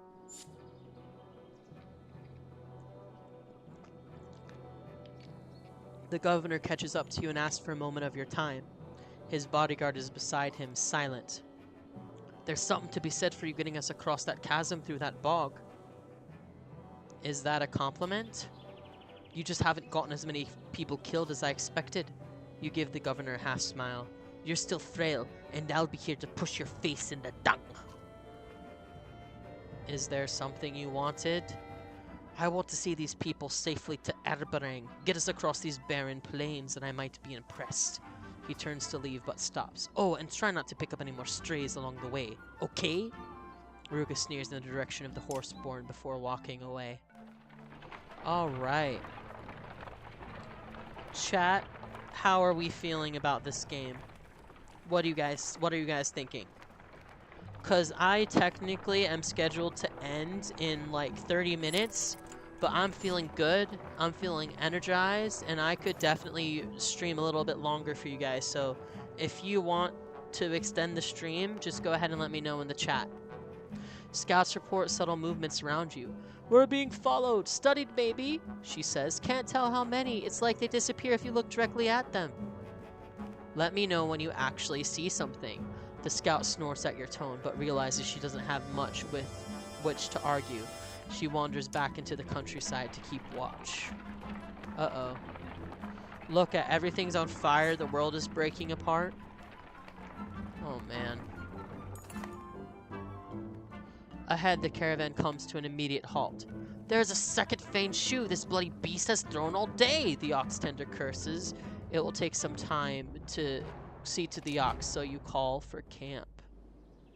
While most of the clansmen sleep or lose themselves in drink, Juno requests a moment to speak with you alone. You are holding things together remarkably well. You sound surprised. When I first looked in your mind at Borisgard, I knew you would do anything to return to Alette. Her death. Some of the greatest people in our history have gone mad at the loss of loved ones. You say nothing but continue to look at the Valka. You're not insane, Rook. You're experiencing tremendous grief and still managing to lead this caravan. That is something to be proud of. Juno patiently awaits your reply. Why is this caravan so important? This journey is forging them into what the future will require. The era of peace is over. The one of survival has begun. Arabang may be the best shelter for the coming storm, but the people there are soft, too dependent on a society that will no longer exist. Because of the dredge? Partially, but mostly because of a coming darkness that is pushing the dredge. You mentioned this darkness, but I don't see it. You've seen the signs of it coming. Dredge in numbers, the land breaking apart. It is a force unlike any other. I wish I could say more, but even the Mender Council is ignorant to this. What is your part in all of this? The Valka grows silent, looking down for a long moment before answering. My role has many names. Instigator, catalyst, mistake. But you and I are both fledglings in what is required of us, what we must do. You didn't actually answer me.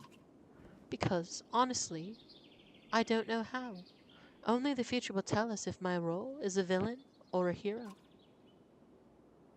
Anyone here can do what I'm doing. Juno's smile is one of sadness and harsh realities. Not anyone, but yes, possibly others. It's why I've been watching you. If you no longer seemed worthy, you would have to be replaced. Then why aren't you leading instead?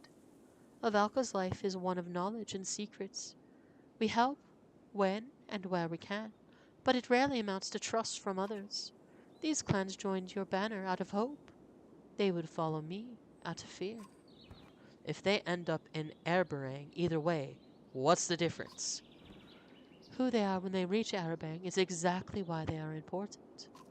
Fear will soon spread like flames across dry tinder in that town. Without this caravan's hope, all will be consumed and burned to ash. Juno waits patiently for your reply. Thank you, I should get back to checking on the others. Before you go, there is one thing I must address with you. The serpent. I thought you needed some books in Manhar before knowing anything else about that. It is true, but the chasm at Ormsdollar and the tremors in the ground concern me. Yeah, me too. Should that incredible creature ever resurface, do not attempt to stop it. It would take power unseen in ages to affect the serpent. If you see it, run. Her words chill you as you find yourself nodding to her command. Alright. So, we got normal morale. We got some renown. Can we upgrade someone that we use a lot? Okay.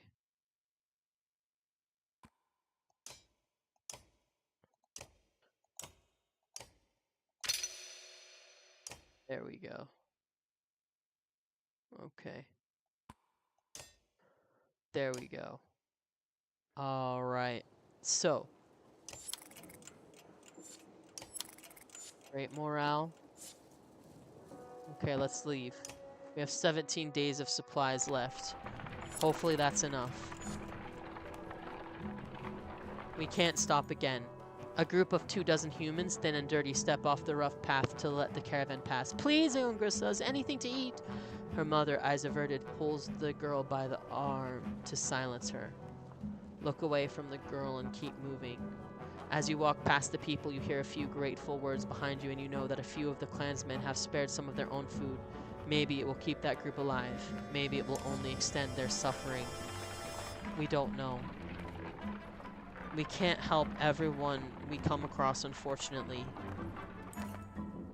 You notice the archer Nid because she is standing perfectly still, looking out into the distance. Let me guess, you see some more grass. When she turns to you, she's not smiling. Dredge, she says quietly. How is that possible, you ask, knowing better than to doubt her sight. I thought we lost them at the chasm. You can make out a dust cloud on the horizon, which means they can make out the one produced by the caravan, and it's heading to the same direction as you. Lundar. The Valka walks by her side and says, I was afraid of this. The cracks in the ground along the Eastway Road. It's like the damn crevice in Sigharm all over. The dredge were just pouring out of it. Does that mean they could, Juno finishes your question, appear almost anywhere? Yes, but let's not panic the caravan. Let's keep moving.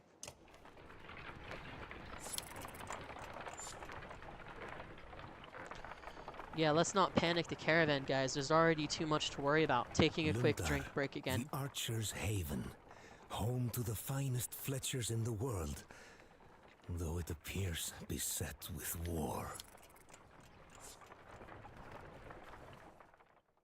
Alright, what's going on here?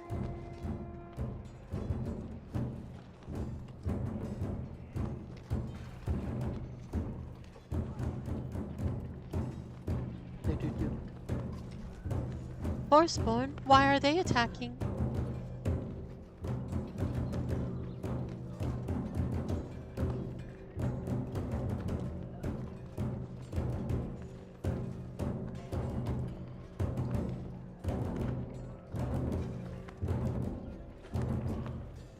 Looks like the dredge are hitting the town too.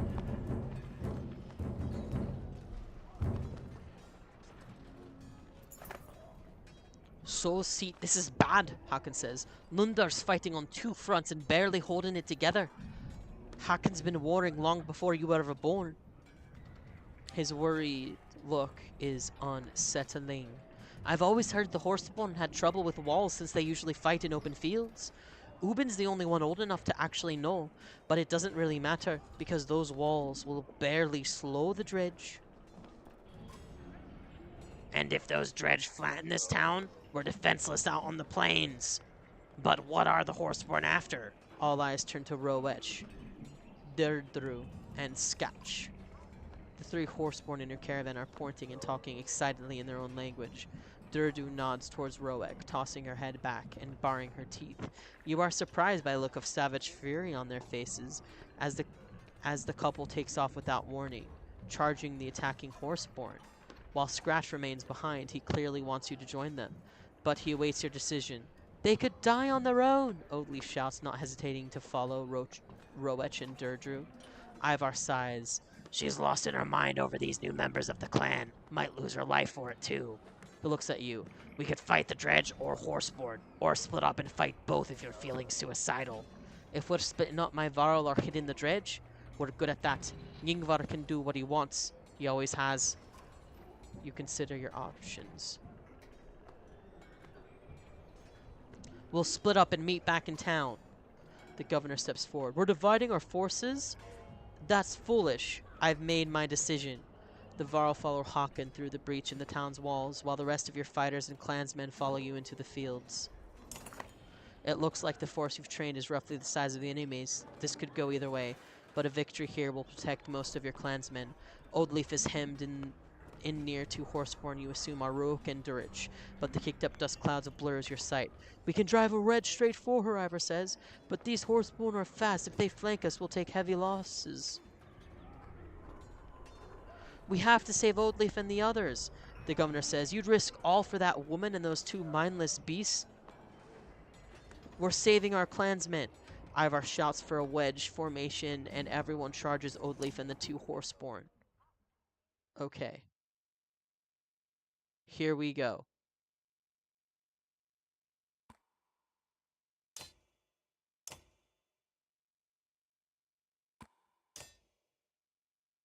Okay.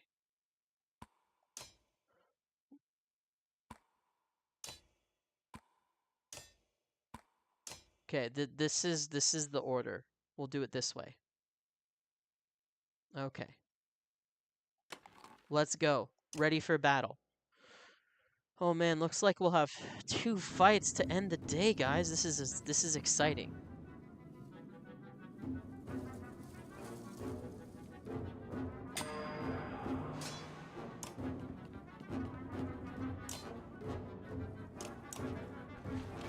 Hit it. Bye, Centaur. Sorry, Horseborn. Horseborn, my bad. Centaur is the wrong series. Bum bum bum bum bum bum shotgun. Yeah. What you doing, boy? Yeah.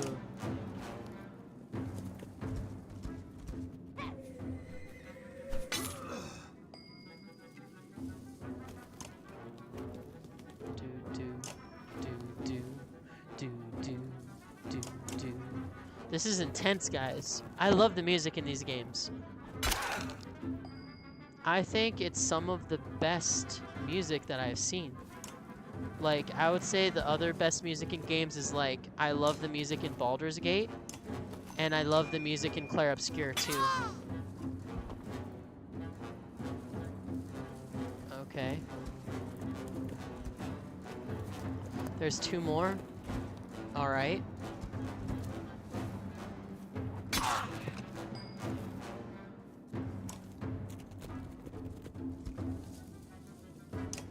Okay. I think we'll be fine here, guys.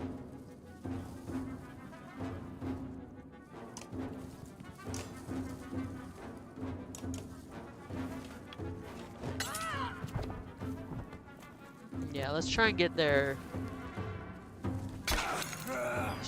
archers, shall we?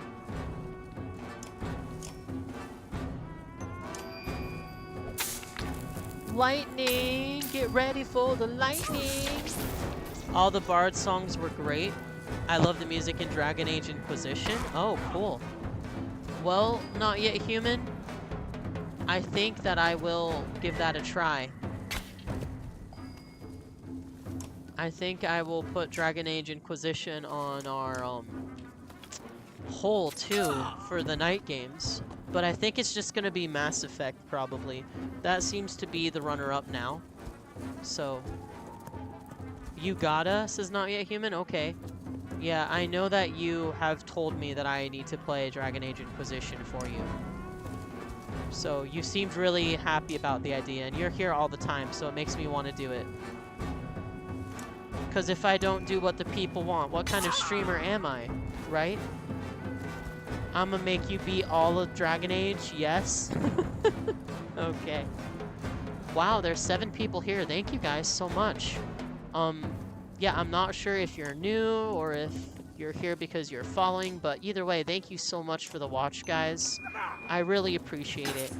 I was gonna end pretty soon here in like 15 minutes, but I think we're gonna keep going because I feel good. Everyone still seems to be interested in watching. So yeah, I think I'm gonna stick around and stream a little bit more.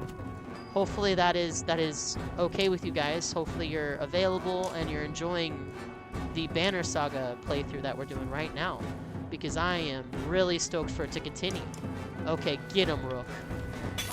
Bye-bye. Oh, that horse just kicked me. The horse kicked me, guys. Did you see that? It like mule kicked me. That's hilarious. And thank you for the blurb, Not Yet Human. I know I am very entertained by this game. I'm not sure about you guys.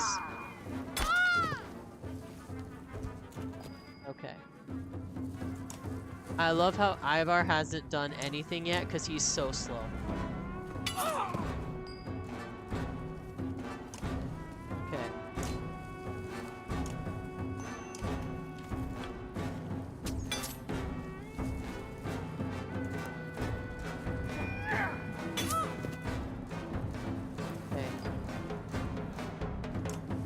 What is your guys' problem? Like, attack.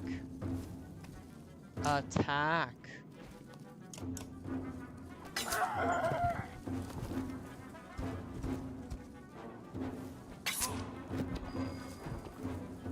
Okay. He's scarred now. Jeez.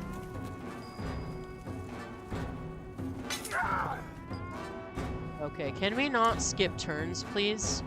Like, I would actually like to do my whole turn. I know that is a very rare concept, but I would actually like to do my whole entire turn. Okay.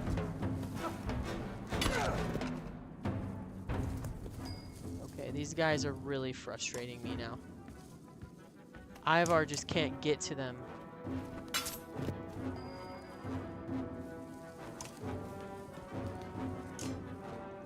Oh my goodness.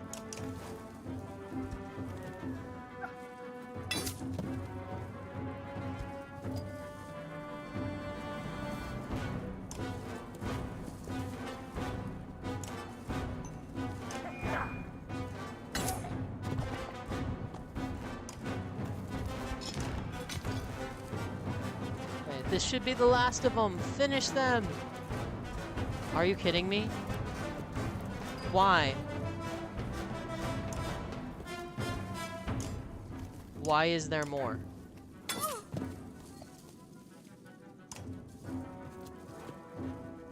Why is there more? Oh my goodness. I would not have put my mender there if I had known that there was reinforcements coming, guys. Yeah, he only has one hit.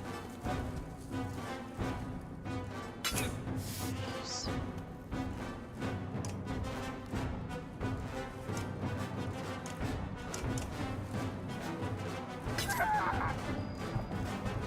Okay.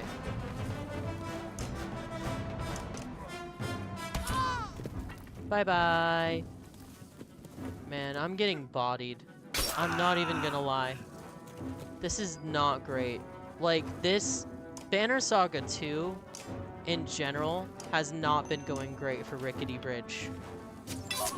Like, I can't remember a fight that I've done without losing someone to a scar or like getting them knocked out. Like, it's been crazy.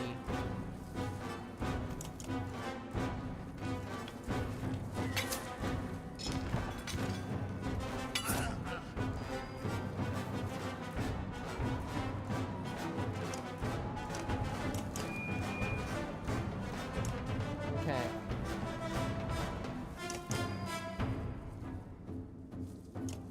Let's finish them, please. There we go. Jeez. Man, we're just taking so many losses. Wartime leadership. Defeat 3 enemies is the female horseborn, okay. Okay, so the horseborn did well that fight, that's good. Very mobile. 22 renown, I'll take it. But I don't think I did that great. Just as quickly as they tried to flank you, the remaining horseborn scatter. Oldleaf looks at you and smiles. You didn't have to come for us, but I'm glad you did. Roach and Duradru look excited, but you could be misreading them. Okay, need some more water. I've been talking for a while today. Alright, I already did a morning stream that went great. I don't see any of the clouds of smoke, Elo says. Perhaps the Varl are still dredge killers of lore. Everyone makes their way into Lunda area where you were greeted by Haken. We stopped a lot of them, but plenty made it through. You look at the destruction around you, the loss of life, and you try to find some meaning in it. Even before your breathing closes, an older townsman runs up shouting, "Those dark spawns of the depths are destroying everything!"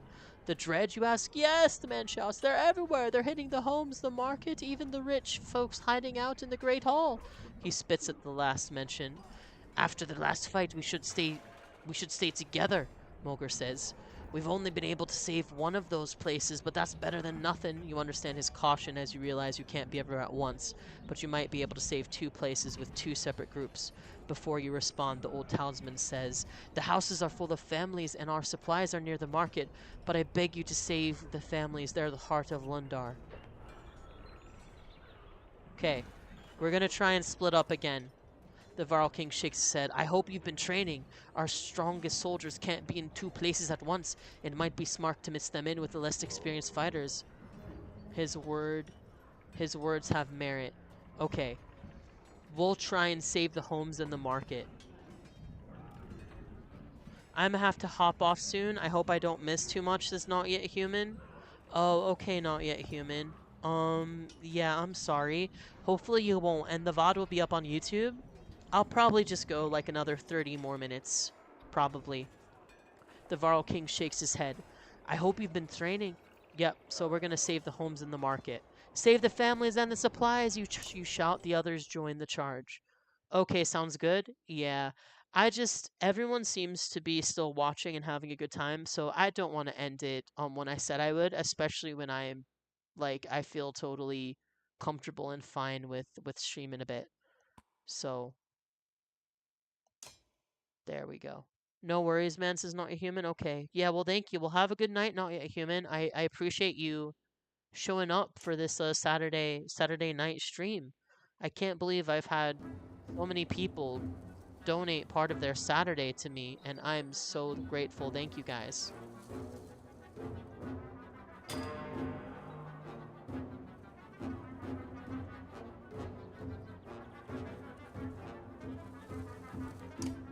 Okay. Needs to die. Yes, let's go. Okay. "We fight to protect the people of Lundar."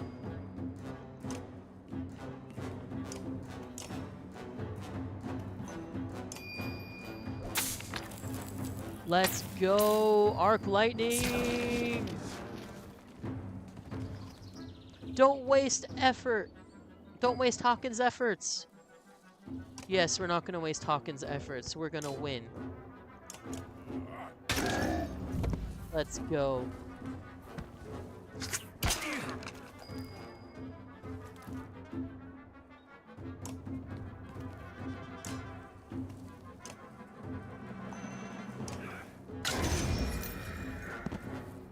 We got another one.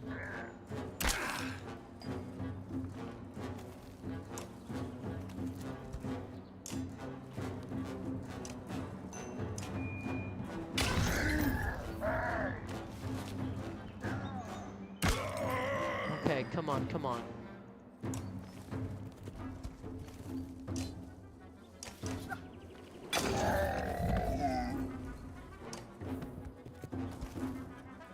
Come on, come on. Okay. They want to get into a brawl with Ivar. It's their funeral. Like, that's fine with me. Done.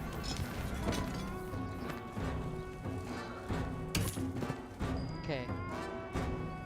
Is it just me? Or is this way easier than the last fight we just did?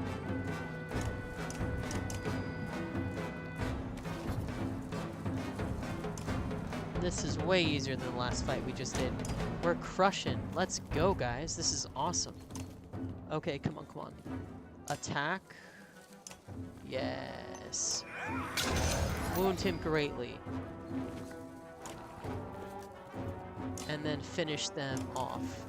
Man, I like these Horseborn, these centaurs. They have a long range of movement, and they can attack from a distance. They're awesome. Alright, let's see here. 10 renown, let's go. I'll take it.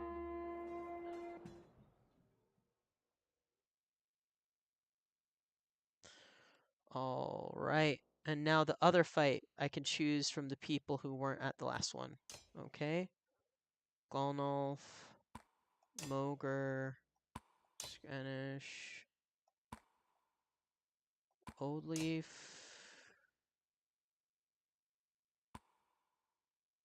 Hacken, Okay. I'm not sure this group will do as well.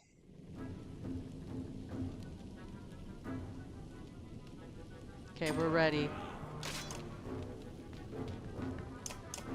Alright, let's see what's going on here. Oh no. Dang it. Protect the supplies. Without them, the people will starve. True.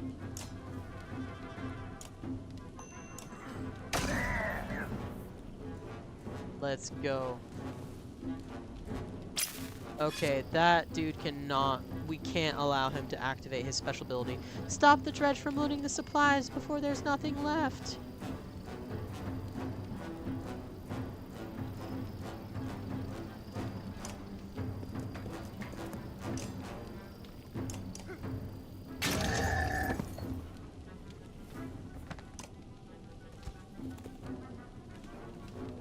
Good job, Tilu. These horsey dudes are doing awesome. Okay, let's move up here. Attack.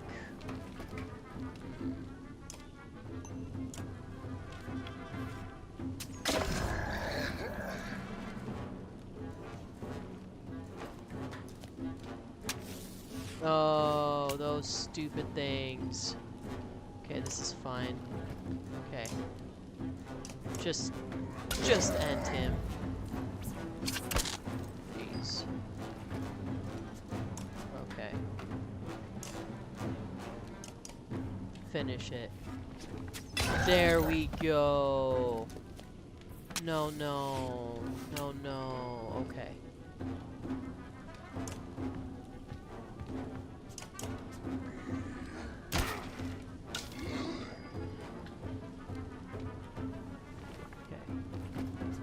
We're moving over here. We're finishing that one.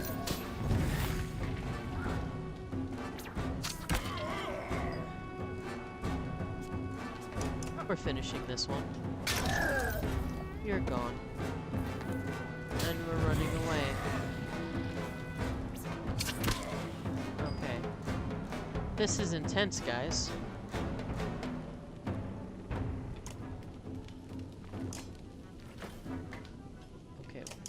Why can't I? Oh no.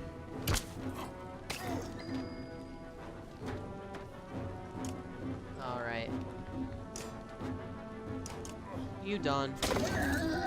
Go back to the sandbox where you came from, chump. Let's go.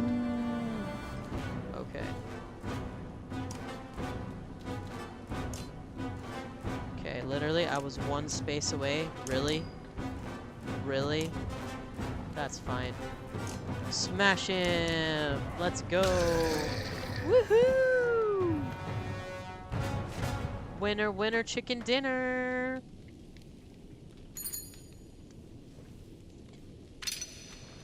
Moger is ready for promotion. Nice. 15 renown, so we saved the houses and the supplies. What you did here, the old man says, but his voice cracks. He suddenly smiles. Everyone that matters is alive, and there's plenty to feed them too. I can't thank you enough, but I bet the merchants will make a deal with you. Okay, what type of deal? Type of deal we talking about? Let's see. Ivar and Hacken find you. Both look as tired as you feel. I'm not sure how so many of us made it through that. I never expected to see horseborn in my life, let alone fight them. And the dredge seemed desperate. Fighting like us, you mean? Like they've got nothing left to lose. I wasn't worried. With the great Yngvar at our side, how could we fail? Ivar looks at you and grumbles. That name was a lifetime ago for Ivar. Let it go. A human lifetime or two. But don't forget how long we've all lived. Longer than we know what to do with in most cases. You look at Ivar, wondering what's going on in his head. Damn, Yngvar, if you're always like this, I'm glad you left the Varl towns when you did. As for me, I believe it's time for a drink and a rest. Juno walks up to your group unexpectedly. I agree. Unfortunately, all this fighting took a serious toll on our caravan. Lundar, or what's left of it, is defensible, and will allow everyone some greatly needed rest. I won't argue with the Valka on that front. And I'm in no hurry to enter the old wood. I've heard strange things about that place. I'm sure it will be fine. You watch the Valka as everyone moves on. She looks less confident than you've seen her before. Chapter 11, where a foe may lurk. Ooh. Okay. So we did Rook's little story, and now we're going back to the beast, the Raven. The anti-hero.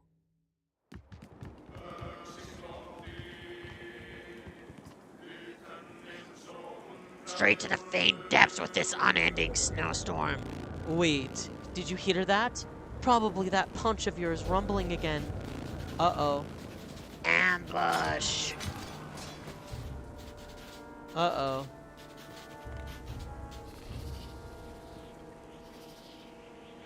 Oh no, it's an ambush. Okay, move. Take it out.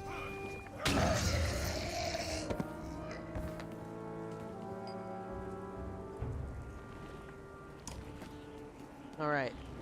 Move into position, Spear Maiden, and take it out. Let's go, guys. Oh my goodness. Way to go. Okay. 2 more health here. Let's get it. Let's go. Alright. What does this dude do? What do you do? Are you a close fighter? Are you a fighter from far away? Oh, you're a stabby knife guy. Oh no, not those stupid stone things. They're so annoying. Okay, it's fine. Alright, so you red dude, I'm moving you here. Just hit that thing into next Friday. Just like into the next week, possibly.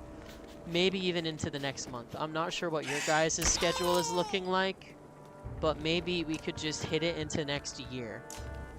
Okay. Finish it.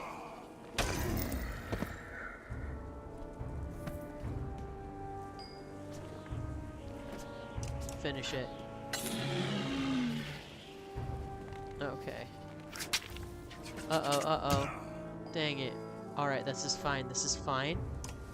We're moving. We're fighting. We're doing great, guys.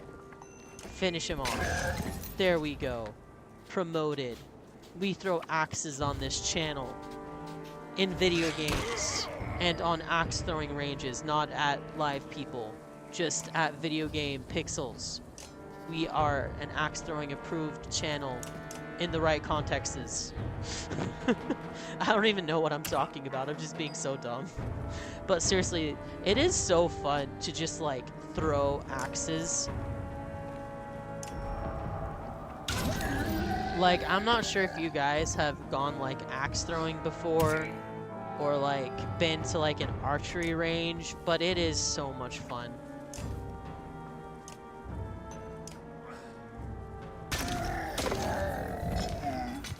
We did it! Well, not quite. There's this one dude left, but we basically did it. We did it. Bye-bye! Yay! Alright, your renown grows. Defeat 3 enemies with an axe thrower. I like it. Volka is ready for a promotion. Oli is ready for a promotion. How much renown do we get? 19? That might be enough for 1 promotion. You grab a raven running by you. I want every one of our fighters ready to move. Now! Set a post inside these gates for them and wait for me. The fighter nods and takes off to find everyone. Where is the fiend Valka? Maybe up on the wall.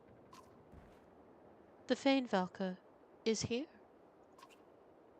Valka? Zephyr? I've never heard you speak like that.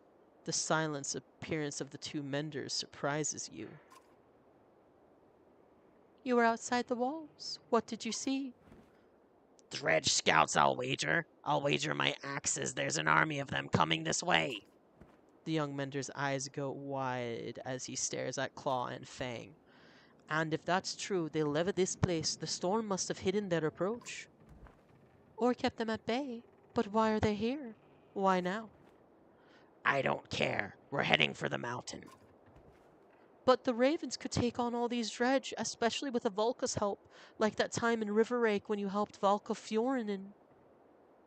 Oh, Overseer says, I'm back. I decided on a name and started playing Persona 3. First time as a female character, yay! First time I played, I chose the male character, and second time with the remake, I wasn't given a choice. Sad face. But I finally get to see why everyone loves Persona 3 Portable so much. I wonder just how many things are different. I'm excited.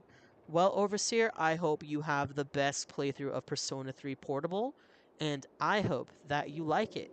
What did you name your character out of curiosity? Because we were talking about that earlier. But the ravens could take on all the dredge, especially with the Valka's help, like that time in River Rake when you helped Valka Fjornin. Keep him quiet before I do. Zephyr puts a hand on Nicholas's shoulder and pulls him back. This is not the time for recounting tales, Mender. A war horn blares across the town. The army of dredge you suspect is real. Nichols, find Gudmundur. Have his guards try to calm the people, but bring him to meet us at the barn with the cart. The young mender follows orders without question. Not a bad quality. The cart's not your business. I disagree. A dead Valka gives you a cart to hide in the deepest recesses of a river, and suddenly an army of dredge appears. If you haven't already tried, I doubt you'd be able to open the cart. If it's woven shut, as I suspect, I'm the only one here who can open it. We told you before, Juno's not dead. We were just traveling with her. Let me tell you something that compromises my position as Valka. The Juno who I knew, who the entire council knew, was put to death by us, the council. You killed one of your own? It is a very rare sentence reserved only for the worst offenses. Altering people's minds, their thoughts, is one such offense. Folka gets quiet and looks at you. She tried something on me. It didn't really work. Because it wasn't Juno. It couldn't be. Could it? Whoever it was got mercenaries to bring that cart here for free. Subtle. Regardless, Juno was put to death and Ivan was imprisoned. In his grief, he escaped and stole away with Juno's body, but for what purpose is anyone's guess. So no, you will not be paid by the council for a job issued by a Valka whose life was ended. Your irritation is rising when another war horn sounds. 2 horns means a large force approaches. Collect what you need and hurry to the barn. It's time we discover why you're really here. Okay, cool. The last dredge falls and you pause, taking in heavy breaths. The snow is finally abating. The storm is moving south. Let's get inside the gates, you say. Okay.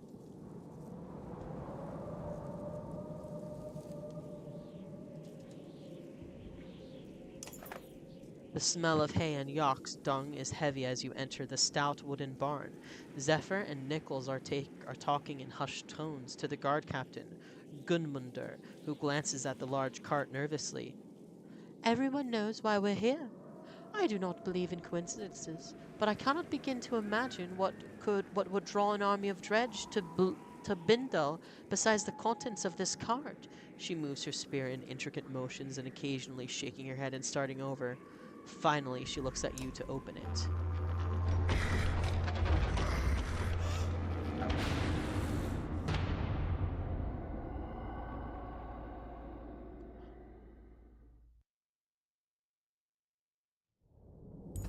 Sundar is in the cart, guys. It's the dredge we took out at the end of the last Banner Saga. What the heck? This is incredible. Okay, hold on. Overseer says the first big improvement is that there's so much pink. I love pink and despise blue. Pretty much all the blue user interface has been made pink. I hate blue and orange. Both are my least favorite colors, while pink is one of my favorites. I already love this. Well, Overseer, I'm glad you are loving it, and I hope you have the best playthrough ever. But oh my goodness, guys, my brain is blown. What the heck?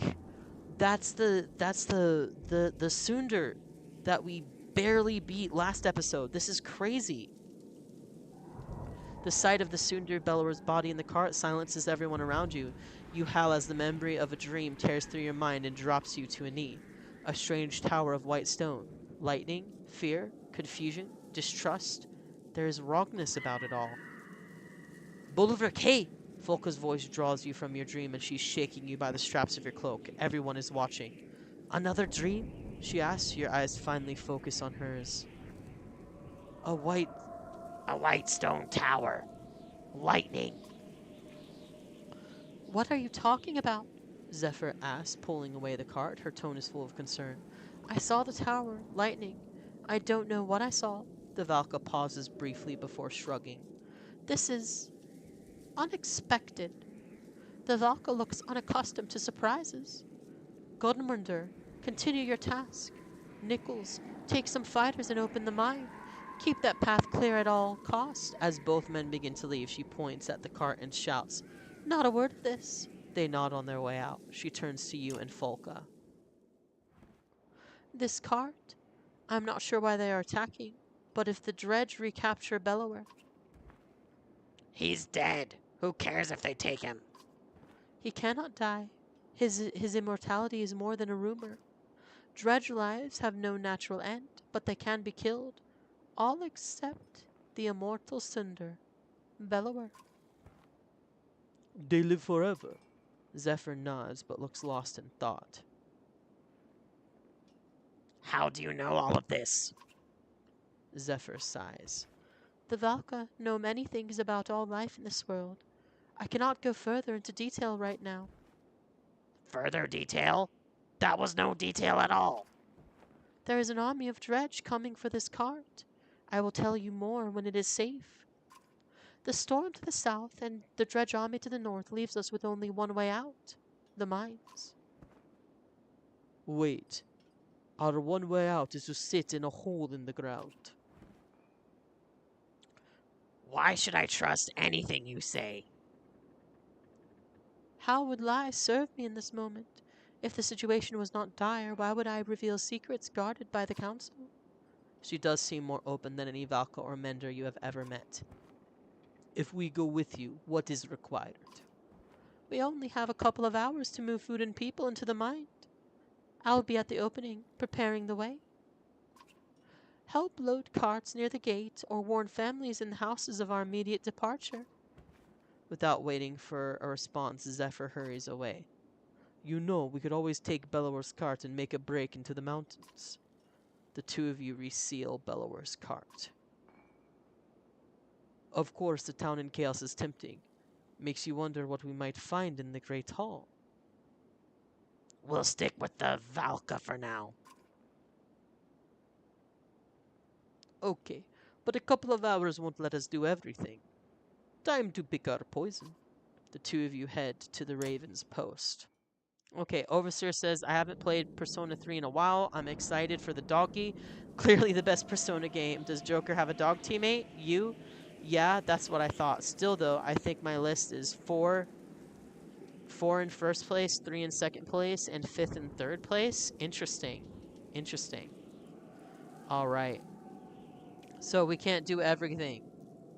So let us go to the Great Hall. You choose a few ravens of the half that are around you to join you on your investigation of the Great Hall. The front door might be the easiest, Polka says, but we could lift someone onto the roof. He'd be in under an eave without trouble. You give it some thought. We'll try it your way. Mugen, you're up. You practically toss the man onto the snow-covered roof. He slips a few times before making it under an eave. Time passes without any sign from him, but one of the ravens warns you that a group is coming out the front. Let's go! You order, and all return to the raven's post, minus Mugen. A short time later, you're surprised by who approaches. Gudmundur and his guards march up with half a dozen bound ravens. Your birds were trying to take things from the Great Hall that don't belong to them, he says. You say nothing. You and your fighters could have really helped us today, says the guard captain. But you don't do anything without payment. In different times, I'd have killed these pathetic thieves. But we need fighters for what's coming. He looks at you. We should all get to the mines. At the mine, Mugen rejoins you. Had to hide until everyone cleared out, he said.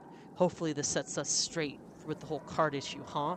He hands you something before entering the mine. Ooh, we got an item. 84 fighters, 450 clansmen. I am not sure I like that. More people to feed. The mine shaft is cramped, and more than once your broken horns knock against the rough ceiling or a timber. You follow Valka Zephyr at the head of the caravan. She is lighting one of the many bracketed torches along the way when shouts from the mouth of the mine reach you. Dredge! The gates and the town did nothing to halt their advance. Gudmundur and his men will slow them, Zephyr says. But it might not be enough. They have orders to collapse the opening if they're overwhelmed. Will you keep them from being overwhelmed? Okay. Ravens, back to the top. Heading up the mineshaft is like swimming against a current. Frightened villagers push you forward and you barely have room to get past the oxen cart. Gudmundur in his grim manner looks pleased to see you. No real plan. Just kill as many as you can. The ravens around you smile at his words and begin to chant. Alright. Who shall we take? We take the Menders. We take the Menders. We like the Menders on this channel. They are cool. They have powers. They are fun. Alright, this unit is required in party. Lame. I hate it when they require people. I want to take who I want to take. Don't make me take someone else I don't want to take. Alright. Can you be promoted? Do it. Yes, for 13 renown, that's a bargain. Let's go. Folka, I'm definitely taking with me. And this red sword dude, insufficient renown, fine. Whatever. Let's go. We're ready for battle.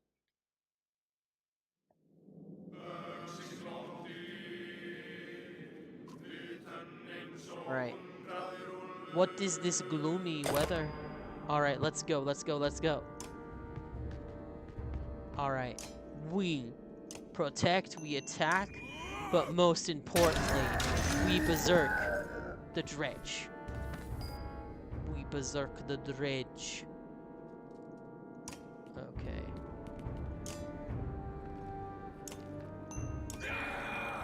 Put his shield down. Oh no, not... What is this thing gonna do? Oh, jeez. I don't like that.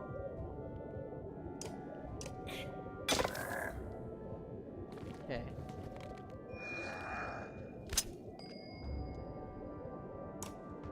Okay.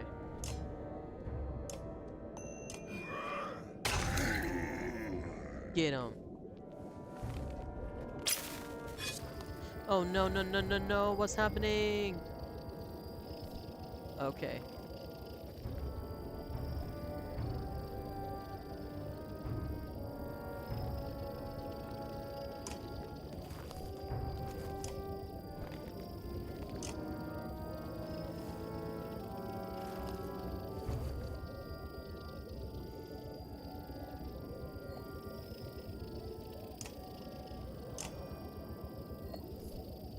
Okay, what's his runic gale do?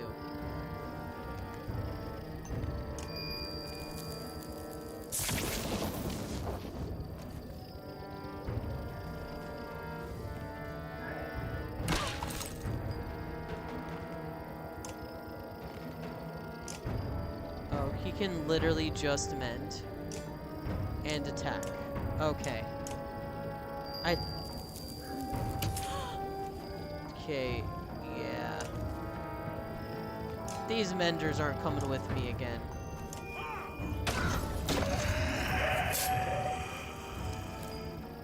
Yeah. These menders aren't coming with me again. No way, no how. Oh, that's crazy. You have like a cursor and you can't move around in your room. That's different. It's kind of cool. Very retro. Honestly, I'm fine with the less modern stuff. It's really cool. Yeah, I really enjoyed my Persona 3 portable playthrough. I haven't played through all of Rebirth yet. It's on the list. I haven't done it yet. So...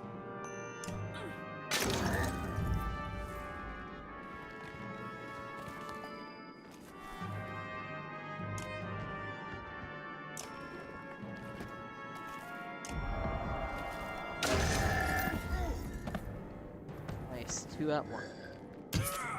Yeah, guys, you know how I said we like menders on this channel? Well, these menders are super weak. They can't do any attacks. They can just mend. So, they will not be coming with us again. They will not be fighting with us. They will be ignored.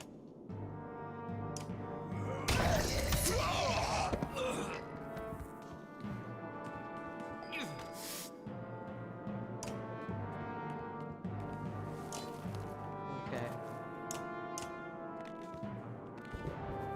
Yeah, we not be using the menders again. Also, the cursor is pink. Bonus points. Overseer, I am glad that you are happy with the cursor. I have never once considered a cursor in my life. Like, I've never thought about a cursor.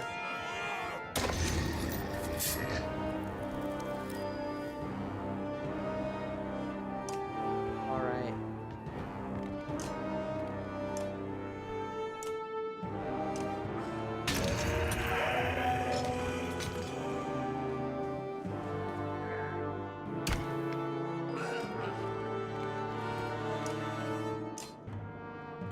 We be done. Bye-bye. Not more. Why is there more? I'm pretty sure anything pink will get bonus points from me. I'm so hyped. Okay, I'm glad you're hyped. Bulwark is ready for promotion. Gunmunder is ready for promotion. The Menders will never be brought into another battle, ever. Okay. Fall back! Gunmunder repeats. The opening is ready to come down! As everyone sprints into the mine, the guard captain tosses you a heavy hammer and points at the timber. You deserve the honor, he says. You turn back and take a look at the green sky, the snow, Bindle, and the dredge walking towards you. With a hefty swing, the timber snaps and rocks begin to fall. You drop the hammer and race down the shaft towards the light of the torches. Ooh, we're on an underground adventure. Ahead, the path comes to a dead end against the smooth surface of a large flat rock. We should camp, Zephyr says. It may be the last decent sleep these people get for days. I'll need Nichols to assist me in opening the path beyond. But first, you and I should talk. Okay.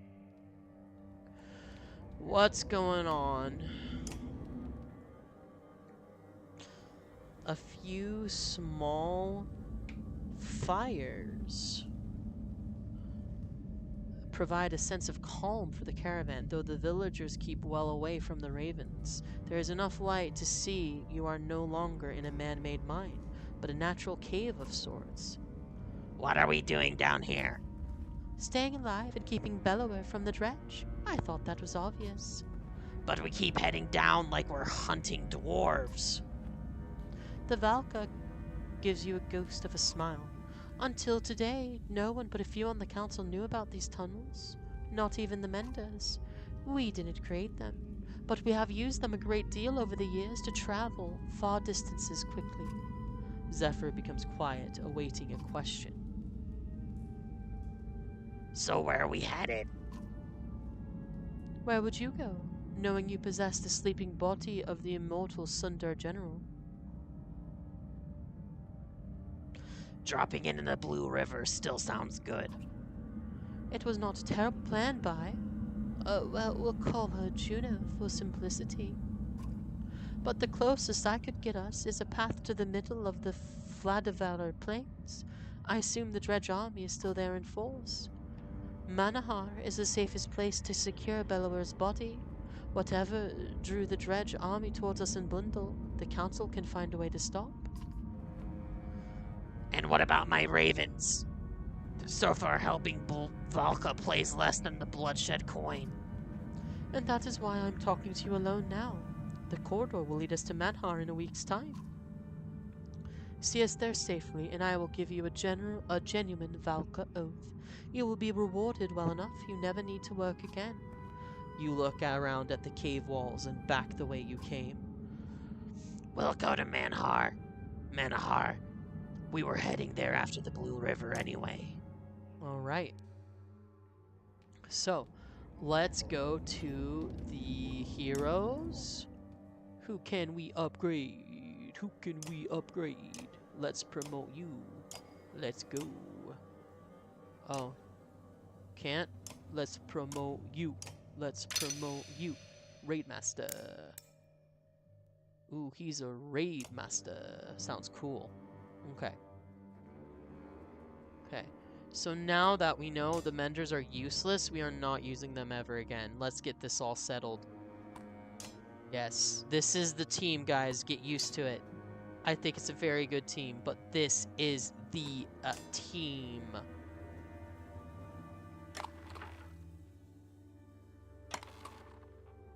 Alright. Now we are going to leave. We have good morale. We have 16 more days of supplies. Let's get moving. Let's get moving and grooving. -9 supplies. In the light of the torches, everyone is covered in soot and dirt. They smell bad too. It comes as no surprise when the sound of running water excites the caravan. It has to be some underground river or something, a woman says, and the villagers start moving in that direction. Everyone stop! Hold on. I'm the scary Varl, right?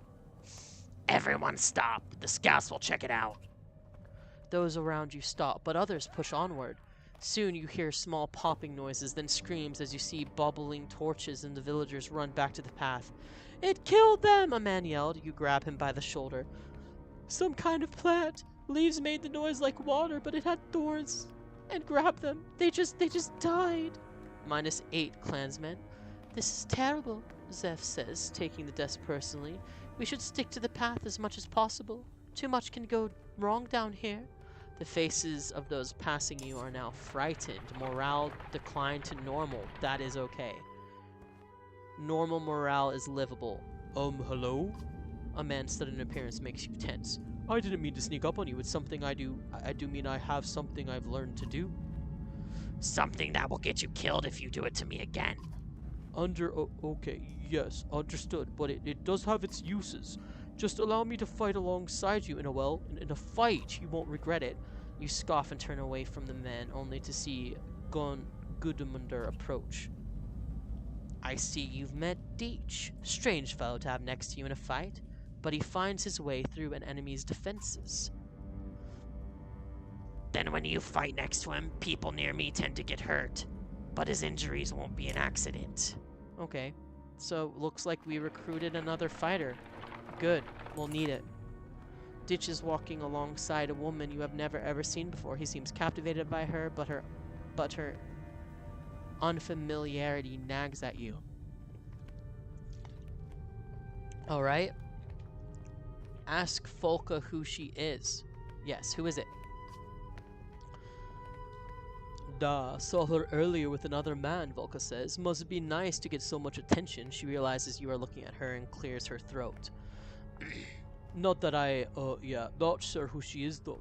You nod and decide to keep an eye on her. Not sure who she is though. Alright. Through the torches, highlight the craggy black roots and puddles on the path underfoot. They do little to keep everyone together. Sharp turns around boulders quickly block lines of sight. -44 clansmen, oh no. We've lost a few families, Zephyr informs you. We need to stop and find them. You consider your options. Okay. This is the only time. I appreciate the help, she says, and splits everyone into search groups. As you search, you realize it's just as hard to track time down here as it is above the sun that never moves. Sometime later, you think you hear voices to the left. Search to the left. As you move away from the main path, you leave someone with a torch standing every so often. This rope proves useless as it seems you have heard nothing but an echo. You follow the line of torches back to the path. Yeah, we're returning to camp. We lost 8 supplies, morale declined. Zephyr has returned with a few of the family. She sees that you have found no one and shrugs. I appreciate your effort. Okay. Water barrels are running low! Whole fee or quartermaster reports, and I'll be damned if I start licking these slimy rocks for drink. The shield maiden looks at you. If these people start getting desperate for water down here, you cut her off. I know. Send out some scouts. We'll camp here until they return. Some of your ravens and other members of the caravan group up and grab torches, rope, and water skins before heading off into different directions. Better catch some rest while you can, Volka says. Nothing to do until they get back anyway. Laying down, you focus on the sound of a small drip somewhere in the cave. It grows louder, like the beat of a drum. Like thousands of feet marching behind you, you turn and everyone stops. They see... Hold on. You turn and everyone stops. You see the glowing eyes of your army looking at you in admiration. 100 members break formation to dig holes in the cavern floor and place stone bowls in the depressions. The bowls quickly fill with water, and the first is offered to you. You slake your thirst before seeing a red armored reflection in the bowl. You wake up with a shout and Folka joins you. What was it this time? I dreamt I was Sunder.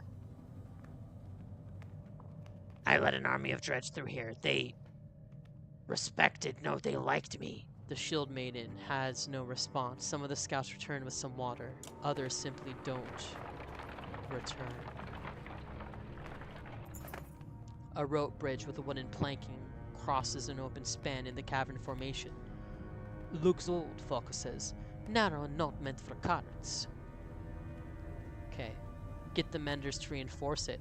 Both Zephyr and Nichols move through the crowd and begin tracing patterns into the air with their staff. The only thing you see is a slight lift in the bridge, but you walk across first to calm their fears. The caravan crosses without incident. Good, good, good. Use the menders, right?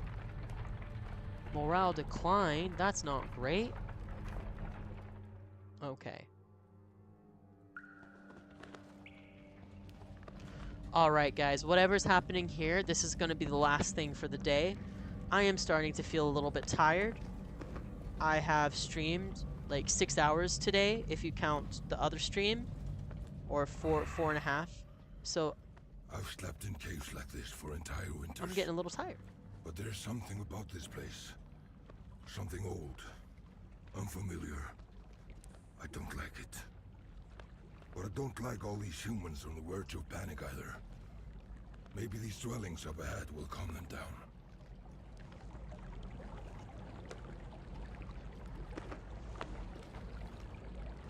All right.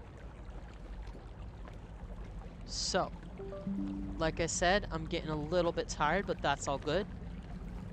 I really enjoyed hanging out with you guys, and we're gonna do this last area, this last cutscene, and then we are gonna raid out. And I hope all of you have a wonderful rest of your night. Thank you so much for hanging out with me.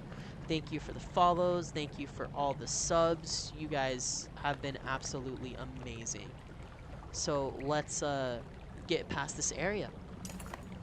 Zephyr looks up at the giant-shaped fountain, glittering with strange glowing patterns. The Valka know almost nothing about this ancient race's culture, let alone their god. Vazan, the name alone might be wrong, but we have a framework of letters based on repeated patterns found around here. She wanders around the glowing pools of the godstone. If we are correct, Veznan was not their only god, but he became one of the most powerful at the cost of everything dear to him. She looks at you. Of course. It is what you hold dear is something you like to control. Maybe there is power in letting it go. Gems of various size and shape are found embedded in the surrounding stones. The clansmen are soon hammering away in an attempt to pry a particularly large gem loose. Stop! Stop, you're making too much noise. Some look angry, but fear the unknown down here is enough to keep them from saying anything. They'll move away, though a few look back longingly at the stone. Okay, cool. Alright, so we have made it to this area, okay? So now is a great time to end it. So we're gonna go ahead and raid out. I am going to raid the good friend of the channel, Hero of Time, who is playing Assassin's Creed Odyssey. And I hope you guys have the best day ever. We are going to start the raid, and as usual, I'm going to leave it with a thank you to all the wonderful, wonderful subscribers there. Lana Rose, Davies, Cat Kawaii, Grazo Gaming, Harbinger Valkyrie, Crusader Chronicles, and Keel of the Rose. I appreciate you all so much. And please, please have the best day ever. I will be back Tuesday. I am taking Sunday and Monday off. You guys are all the best. This is Rickety Bridge, your internet buddy.